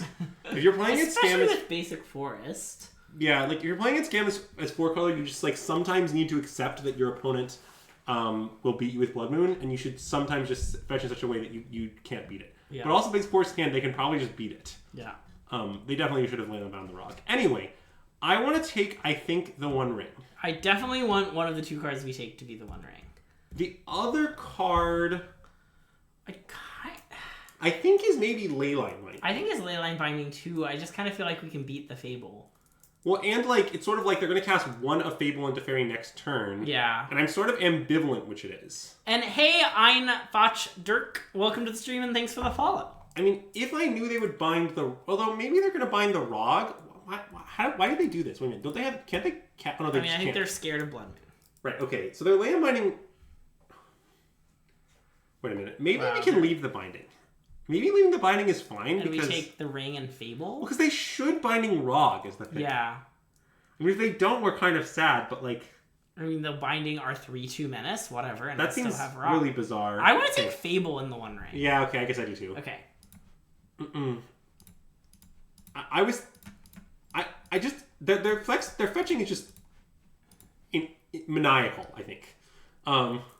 Well... I agree that this does leave them as little value possible. I think the Thoughtseize algorithm is not as simple as always do that, but certainly I like that here. And I also like that, like, we have pretty unappealing creatures to Teferi. Like, they Teferi Grief, okay. Like, they Teferi Rogavon knowing we're just going to redash it, I mean, that's fine. Like, they sort of have to land on binding here, I think. Like, if I were our opponent, I imagine I would land on binding. Yeah.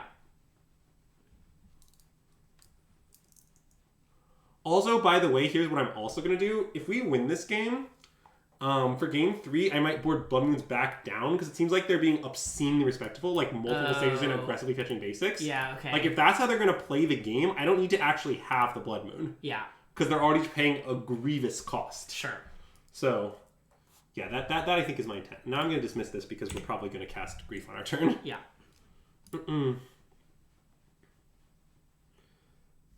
I guess I think we might want to hit them with the... Wait, also, do we want to scam Grief here? Oh, to get the second Thoughtseize? I mean, it seems better than Terminate. I think I'd happily trade Terminate and Feign Death for a Thoughtseize against I mean, we don't know they have another spell. We could... Oh. Right? Wait, we know they have Binding. And they've drawn 2 cards since then. Can't spam with Teferi in play. That's true. Well, yes, but we could attack... That's... Okay, so that's definitely true. But we have the line of... The 2 lines we're considering are either attack Teferi Scam... Yeah. Or attack them Hardcast Grief. Yeah. So, like, in one world... But I guess attack them makes some sense, huh? Well... Yeah, I mean, I sort of like attacking them. Mostly what's the Tef doing? And although I do think we're really unlikely to play the card we find. But I guess unless I think the Terminate might be good. Yeah, okay. I think I want to attack them and play Grief. Okay. But also, like, because even if we don't play the card we find, like, having a treasure might mean that the next card we find is good. Like, sure. The game is currently playing out in such a way where we're getting many Ragavan hits in. Yeah. And as long as that's true, the marginal value of a treasure is pretty high. Yeah. Playing the ring off the deck would be nice, yeah. Okay, we extend the land. Well, alright, let's hardcast Grief off this swamp. Yep. I also love getting Swamp here because it continues to put the Fear of God of Blood Moon into their brain. Yeah, that's true. I mean, at this point, it's pretty ineffective, but... Yeah. Well, I guess if I had known they had drawn 2 more spells, I would have preferred your line. Yeah, but... I mean, I think we clearly want Ren, right? Because it just kills Rog. Well, maybe. I mean, it kills Rog and then dies. I guess that's true. Is that better true. or worse than Leyline Binding? I mean... Oh, maybe we do want Leyline Binding. I mean, I don't know. It's certainly not obviously better. Wait, I think I'm coming around on Leyline Binding pretty quickly. So, the Land Binding, they both cost the same amount of mana, I guess. They both cost 2. Yes. Yeah, I think I want to just take Binding. Yeah, I do too. And I admit we are, at some point, going to track down these walkers, probably, but yeah. we'll get to that. I'm not that afraid.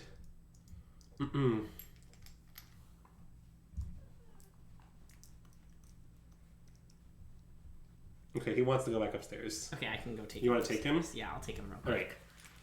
Alright. Everyone say bye to this cute dog. Cute dog. Neither word applies. Yeah, I really like how much it gets Greg for me to refer to him as a cute dog. Alright, well, I don't really know what's going on. I'm going to attack Teferi with Grief and then with Rog. I don't know what it means that they didn't minus on Rog. It's very strange, but... I mean, this is definitely my play. I am not scared of this. If they want to sit red and play and not minus on Rog, like, more power to them. Endurance, you say? Okay. I'll endurance. Oh, we got endurance. Yeah, I mean, I don't know. I'm not... Endurance is not particularly impressive against Scam, to be honest, but... You know, if they wanted this 3/4 in their deck, I will cast it off top of their deck. But they're going to reprieve it. Oh shit, was I not supposed to cast it? Oh, that was a disaster. Wait, I might have fucking horribly pointed, sorry. Wow. That was horrible. I'm sorry. That's okay. I might have punted the game. Yeah. That was not a good play. I'm sorry, Chad. I somehow thought that if... Also, did we want to feign death there? No, I don't think so. Okay. I'd rather feign death on the second Rog, Yeah. or like the grease thing goes wrong with that. Yeah. I mean, the good news is they can't cast it. Well, no, but they have a Ren. I mean, yeah, it's very easy for them to reach a state where they can cast it. And I guess I have no reason to really kill this delightful halfling, so I guess I won't. I mean, a reason is so that Rog can get Oh, it, wait. right? I see. You're right. Okay, fine. Let's kill it. I mean, I don't like that it means the endurance now we don't have a way to kill, but yeah. it's probably just our lives.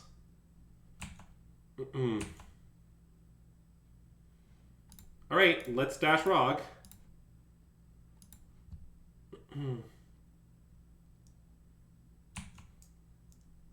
I mean... This game is so bizarre. Okay, yeah.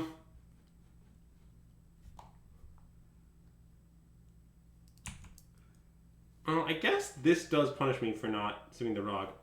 Okay, well, it didn't matter, it turns out. So now they take the hit, we get a card. We need to hit a spell here. We've hit no spells all game. Come on, Rog. Well, we hit Endurance, famously. No, don't be ridiculous. No spells all game.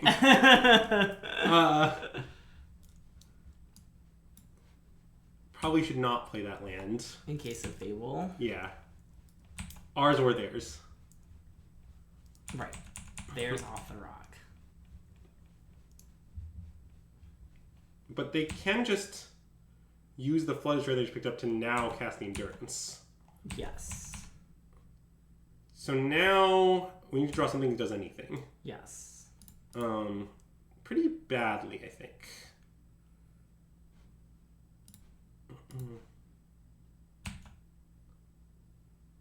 Hitting their Nissa would have been awesome. I mean, I guess. It will force the Endurance in response for whatever that's worth. Yeah. I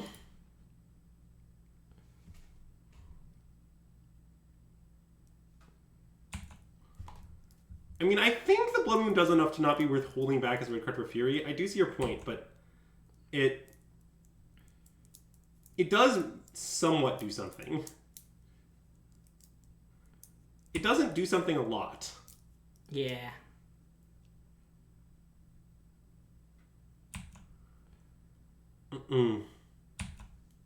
Wow, targeting themselves. They do have the card Ren and 6 in play. Yeah, a little weird. I mean, I think they picked up a fetch last turn. I mean, we're definitely not dead, but this is obviously very bad. Yeah. For example, as I'm with notes, if we drew Fury, we would be back in it extremely rapidly. Yes. Because we could cast Fury, we could also scam Fury. True. Depending on which is better. Okay. This is a maniacal amount of blood head. My god. Yeah. I mean, I think I'd rather have the land than the Blood Moon. I guess, they can do that. Okay. Yeah, it's close, I think. I mean, Boros Charm would be a good draw. It's not in our deck, but... I mean, Moto's made weirder bugs before, so... You never know, you might bug draw Boros Charm. Okay. Let's play this. Sure. That could be good. Yeah. For one thing, it's a 3 power and block creature. I'm going to dash this. Yep. I don't know what they have, but I'm going to make them have it. Yep. And I just want to play this so that if they play some sort of removal spell on it, then that removal spell will get exiled. Yep. Obviously, plenty of removal spells wouldn't get exiled, or like they could have another endurance here. Like, there's lots of things to have. Oh, that punishes me. Well, not really, because I gotta shave the Rog. I guess, like, they would have played anyway and targeted the Rog, and this way the lifelinker is out of play, but so is the unblockable creature. Yeah, I don't know. I don't know if this is better or worse against this card. It's complicated. But anyway, we end up with Rog, so... With the counter, because it faked its own death. That's a very Ragavan thing to do. What, fake your own death? Yeah. I feel like that's a very pirate, occurrence? Yeah. I mean, the crazy part is we could still win this game. We could, yeah. They have one card. Like, They have no targets for their Ren. If we draw a removal spell for the Endurance, a Pyromancer of any sort, a Fable... Alright. Slam it! Well, I got Blood Moon. I mean, we know they have Beseiju, but... Oh, good point. Well, I might as well get another land. Right? Like, it means that... Yeah. Like, if I drew Fury, I'd want to hardcast it anyway. Yeah. And this gets a land on my deck, so I guess I should play it. Yeah. Blood Moon is ramp. Wow, they didn't even want to Beseiju it. Why not? Oh. They don't want to give us triple black or something? I mean, we have a treasure. It doesn't... Is it me? No, that's Mac McFeedy, sorry. Dang. Alright, well... Man,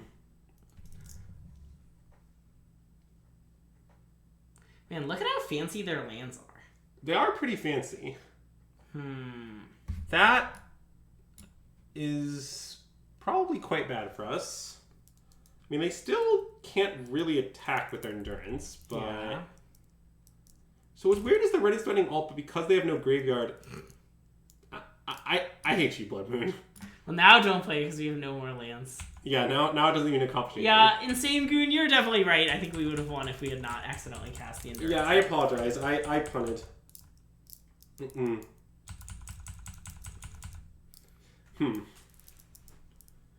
I mean, it's only... To be honest, though, a big part of why we're in this game is their opponent committed 1 million resources to playing around Blood Moon, but then which was really bad, and then we just drew 3 Blood Moons in the late game. That's true. And they looked very genius in hindsight, but, you know...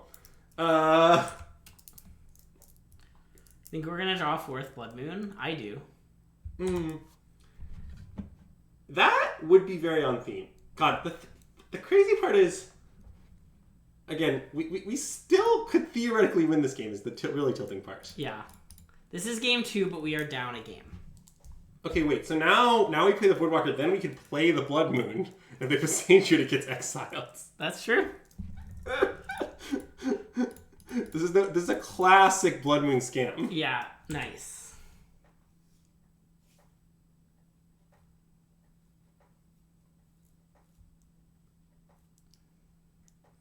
It's fine. They'll just have nothing for many turns in a row, and this 3/2 Shadow will kill them. I mean, yeah, it's gonna have to kill Teferi first, probably. I guess that's true. But, you know, killing Teferi ain't ever hurt nobody. Yeah, except Teferi. Oh yeah, got that Beseiju out of here. It's exiled. We'll search for good luck. Nice. Search to shuffle Blood Moon to the top of our deck.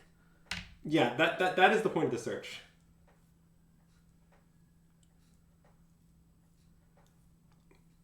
Yeah, I did not play this game well. Look, Chad, I'm sorry. I somehow was like thinking that if they reprieved it, it would like be exiled or something. I think I was thinking of Flashback. It was very bizarre. Yeah. But I apologize for hideously punting.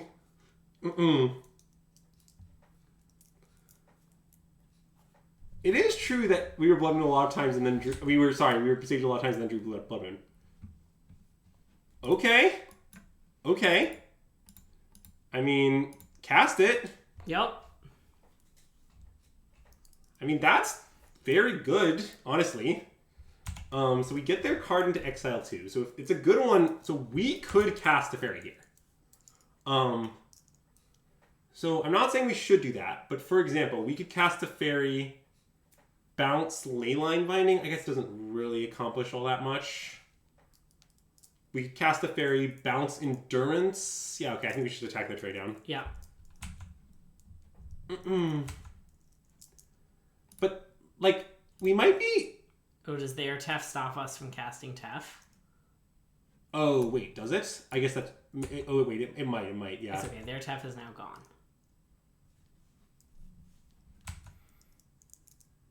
But I think just killing their Tef is just worth it, like, regardless of all this, basically. Like, I just don't want to lead them with the Tef. Yeah, I think that next turn we want to do this. Maybe we even don't, because our clock is extremely quick. But yeah. It is nice that, like, as Chat points out, if you Teferi the land binding ends up just nowhere. Yeah, well, so we're in the graveyard, but yeah. But so, like, we're sort of just up a Tef. Yeah. Which has relevance. Like, them not being able to do anything on our turn is good. But what we lose is the fact that our Dathi Woodpecker might later have a better target. Yeah. Which is a non-zero effect, like not to be underestimated. But see, we actually have some other lines. Like, for example, they chose to attack with their endurance last turn, which means we could take their Tef, bounce their Delighted Halfling, and then dash Rog. Which puts them 2 and gets the card. Wait. Now, hold on. Wait, so if we take... And hey, Derpity Derps, welcome to the stream, and thanks for the follow! They're not dead, unfortunately. I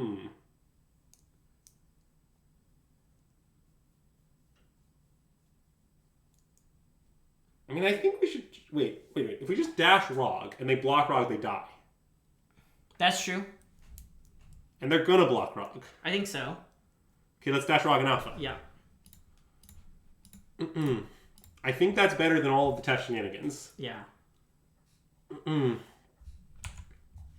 because it just seems like their card might be a land.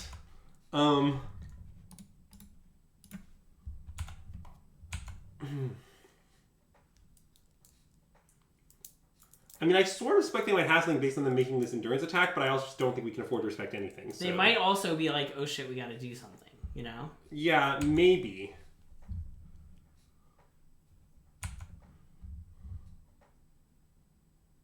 Ooh, expressive iteration, you say? That's nice. I'll cast expressive iteration. Yes, I will.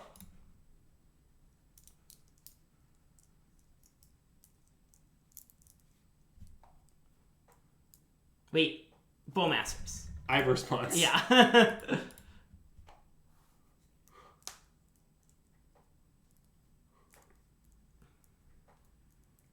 Yeah, I do think it is wrong to play iteration. Punt doesn't matter. Let's go. All right. You want to cut them all? Yes. Okay. Given how our opponent put in 3 Besagers that otherwise do almost nothing. Yeah. Like what? They can kill Fable after we get a 2/2. Sure. Okay. Yeah.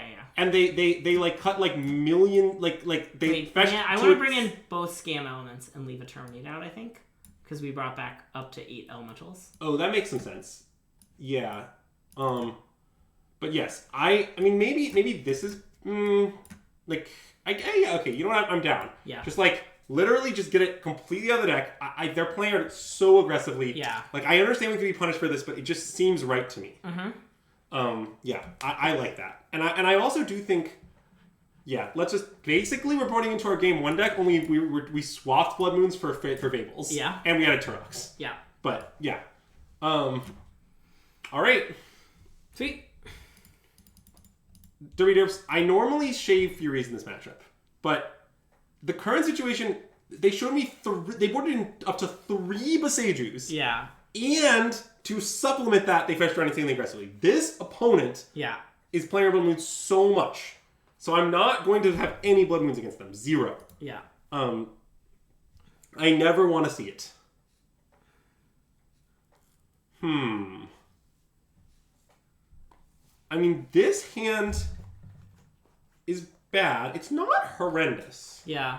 I mean, it's for one thing, it has effectively 3 Thoughtseizes. Yeah. Good outs to scam them. Yeah. Good outs to just rog them. Yeah. Like, I think it's probably a keep on. And you want to attack the Bowmasters? I want to talk Grief. Oh, okay. That makes sense. Second Grief is basically bad. Yeah.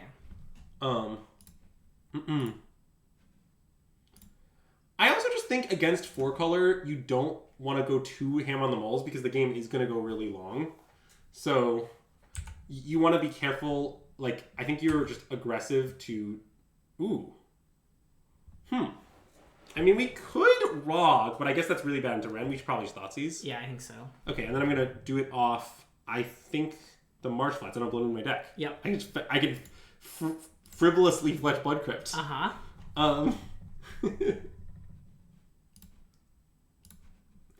And I guess the other nice thing about this is that I often want to take Ren just to mana screw them. So. Yep. This is Magic the Gathering Online. Oh, wow. Okay, so they have no fetch land. Very weird hand for our opponent. What's weird is, like, it's not maniacal to take Ren even given that they have Wait, no did fetch. they... So they mulled to 6. 6, right. They were on the play. Okay. They milled once, yeah. Yeah. But I kind of want to take Ren. I want to take Ren. Because I think the way they get out of this is drawing efficient with their Ren, and that way their literal next turn is say go. Right. So, like, I think we just take the Ren. Yeah. They're kind of fucked. If I'm being honest. Like, I think after this we're winning. Yeah. And we could grief them also, but I see no reason to. If they do peel a fetch off the top, I will maybe then grief them. Okay. Because now, if I don't, they can Leyline Binding my Rog, right? Wait, new plan. Love the new plan. Let's take every card that they've ever had. Yeah. And all that they hold dear.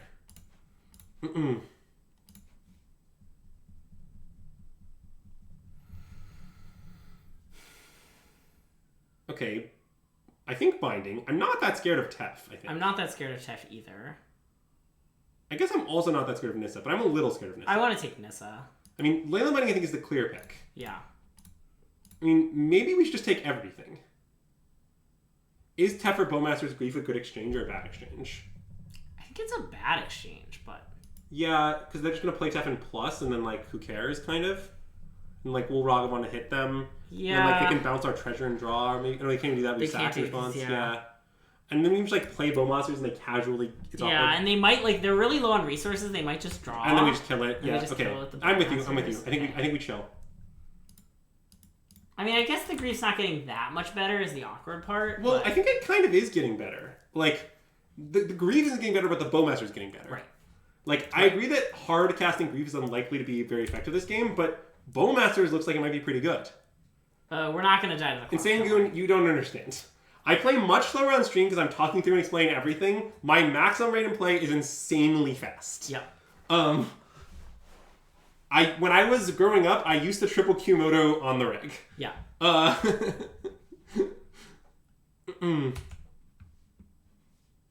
Yeah, let's Rog. Yeah. Good draw on the Voidwalker there, but still just gonna Rog him.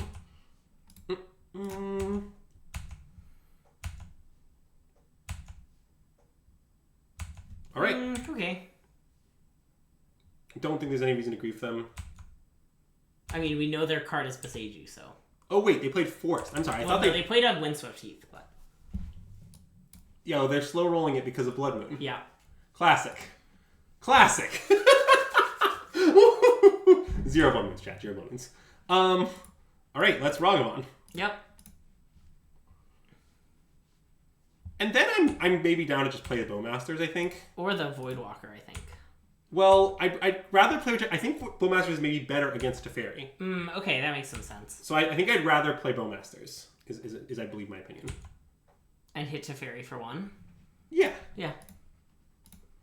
Because then, like, they kind of have to bounce the Bowmasters awkwardly. It's always the scenario, right? Yeah. And then, like, if they awkwardly bounce the Bowmasters, then, like, we keep the 1/1 in place, we like, increase the beatdowns, whereas the Voidwalker gives them a free bounce, basically. Yeah.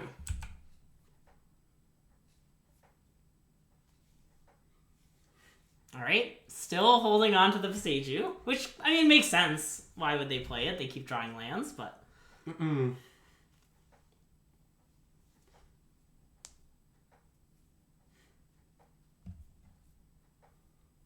I did not play showcases in the era where they were all at the same time. I'm aware that it exists, but I was not playing showcases at that point, Slasher. And now I think I want to just kill the Tef. No, okay, never mind. I don't. Yeah. I mean, I'm going to send this at the Tef. Yeah. But I'm fine with Tef treading water while Rog gets some Rogging in. Attack them, attack Tef. I wonder if we should grief a grief, though. I mean, they did draw... They cycled an Indeathtrial. I know, but what if they drew a good expensive card? I think I'm pretty into use a grief here. Yeah, I think it's not getting better at this point. I mean, it could be better with a scam element, I guess, but we still have Fury for that. I'm pretty down to just do this. Nice. Good job, Grief.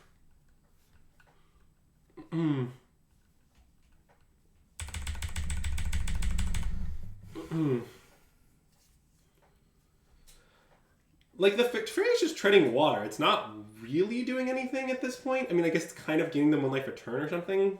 Uh-oh. Well, I guess we can Fury that, huh? Yeah.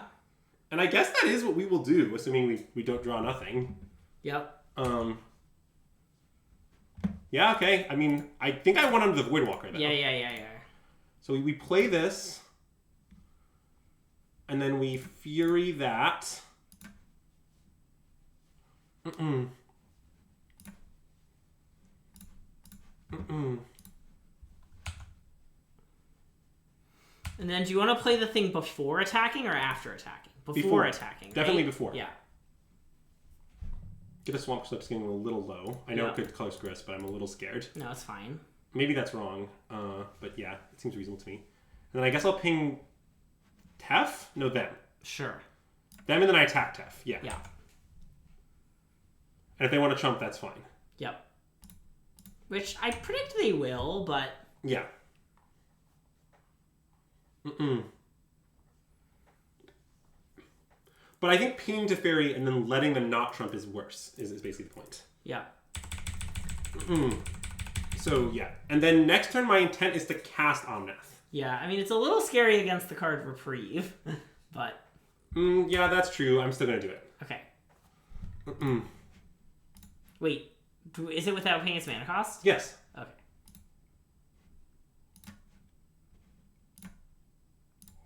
Nice.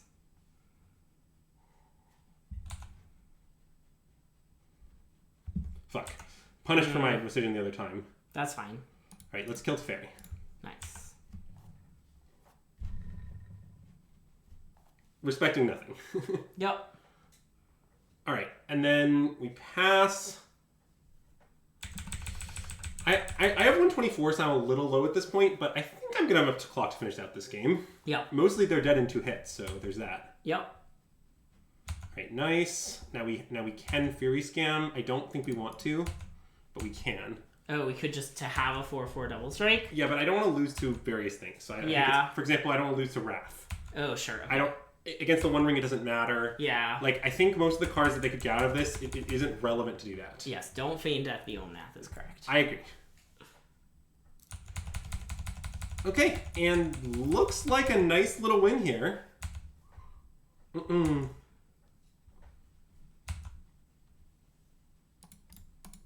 Mm.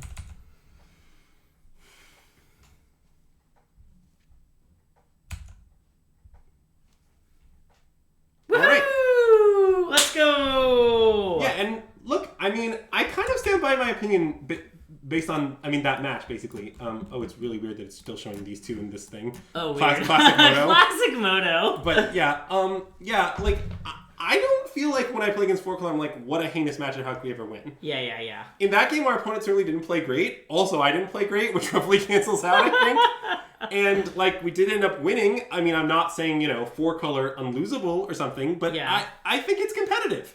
I do think after playing that league that I think this Bowmaster should probably be main. Yeah. I'm not exactly sure how to fit it, but we boarded it in, like, every matchup. Yeah. It did just seem very good. So, I think we should main deck the Bowmaster. I don't know exactly what I want to relegate to sideboard. Like, it's between the removal and the 4th Voidwalker, I think.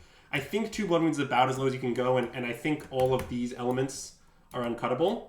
I don't have a strong opinion of the Mountain. I saw that list, some lists didn't have it, some lists had it. I think it's reasonable to play it and reasonable not to play it as well. Yeah. Sorry that's not that helpful. It's not that important. I do really like Blood Crypt, but I think that it may be possible to accommodate both. I don't know. I am not going to make confident claims with this game mana base. I just have not, it's really hard to test mana base without many games. But really, seriously, don't play Ring in this deck. You really, really, really, really need your cards to be colors. But, yeah. Anyway. Can you shash in all your channel points to open all those chests? I mean, you gotta do one at a time. And I assume you'd be a little sad about that, but, it's good content. I mean, Mountain definitely improves your matchup against Burn, but Burn is not really playable, so I don't know how much that should really impact you. All right, you gotta open a Moto chest. All right. Let's get another Moto chest opened up here. Urza Saga. Wow, we've had some great chests. And Spawn of Thraxeus. Well, I mean, I imagine this is worth quite a bit. I imagine this is worth nothing, but yeah. Nice. Okay. We're apparently keeping it going. We're gonna keep it going. Yeah. Cav! We love Cav! This is a great thing. Also, we have Galadriel Gift Giver. Oh, nice. As well. Okay, we got it. We have 2. Wait, 3 more. Oh my gosh. All right. 1. Okay, this one, not so great. It only has Zorn. Okay, it's still 3 more. Wait, it's still 3 more? Yeah, we went up. 2. Oh, so now this is just 1. Inga and Asika. Okay, but 25 play points. Yeah, that's still not a great deal. They really went downhill after the first few. Wow, yeah, okay. One more. Maybe this one will make it all up with a complete set of Brothers War. Nice. Narumeha. Narumeha. No, it did not. Oh, bad news. You gotta do one more. This is unhinged, chat. This is unhinged. Okay, Dreadhorde Arcanist and 20 points. I imagine this is worth like 50 cents, but you know. Yeah, probably. Wait, I feel like maybe there's... Is that all of them? I think that was all of them. Okay, yeah. I believe I am caught up. If I'm not insane you, I'll give you a chest next stream. I think it might be one it's more. It's one more? I Okay, I trust right, you. yeah. I trust you. Ooh, we got a nice Mystic Gate. I imagine that's also worth nothing. Yeah, we also but got a nice 20 20 points. Yeah. All right. So that's about going to do it for today's stream. Tomorrow we'll be back at our early time. 2 p.m. And we're going to be trying something different. Normally we stream Limited on Thursday, but tomorrow we're going to be streaming Constructed. We're going to be playing Pioneer, I think. I think we're going to be playing Pioneer tomorrow. So we're going to experiment with Pioneer on Thursday, and we'll see how it goes. But if you'd like to see some Thursday action, bored at work, on your lunch break, etc., come tune in tomorrow afternoon. Don't worry, Clarm. We're not going to cut Limited or anything. Yeah. Specifically tomorrow, we're trying an experiment. We both love Limited too much for it to be cut. Don't worry, Limited will stay on the stream. Mostly, like we're trying to experiment with some schedule stuff, and also neither of us are that huge fans of the current Limited format. We're definitely going to be playing it more. Don't worry about it. But what time zone are we in? Great question. We're in Central Time. It is currently 1 a.m. where we're at. Yeah, that's 2 p.m. CST. 2 p.m. Central Time tomorrow for some Pioneer So you can content. literally Google what time 2 p.m. CST is my time, and Google will tell you. Yeah, or you can just, the time it is now, add an hour, and then add 12 hours. That's when we'll be streaming. 13 hours from now. But anyway, that's about going to do it for our scam stream. Yeah, and then I think we should send him over here. I don't think we've ever rated this person. Do you not like this person? I would rather not rate that person. Sorry. Do you want to just send them here or like here? Yeah, that's fine. Wait, scroll down slightly.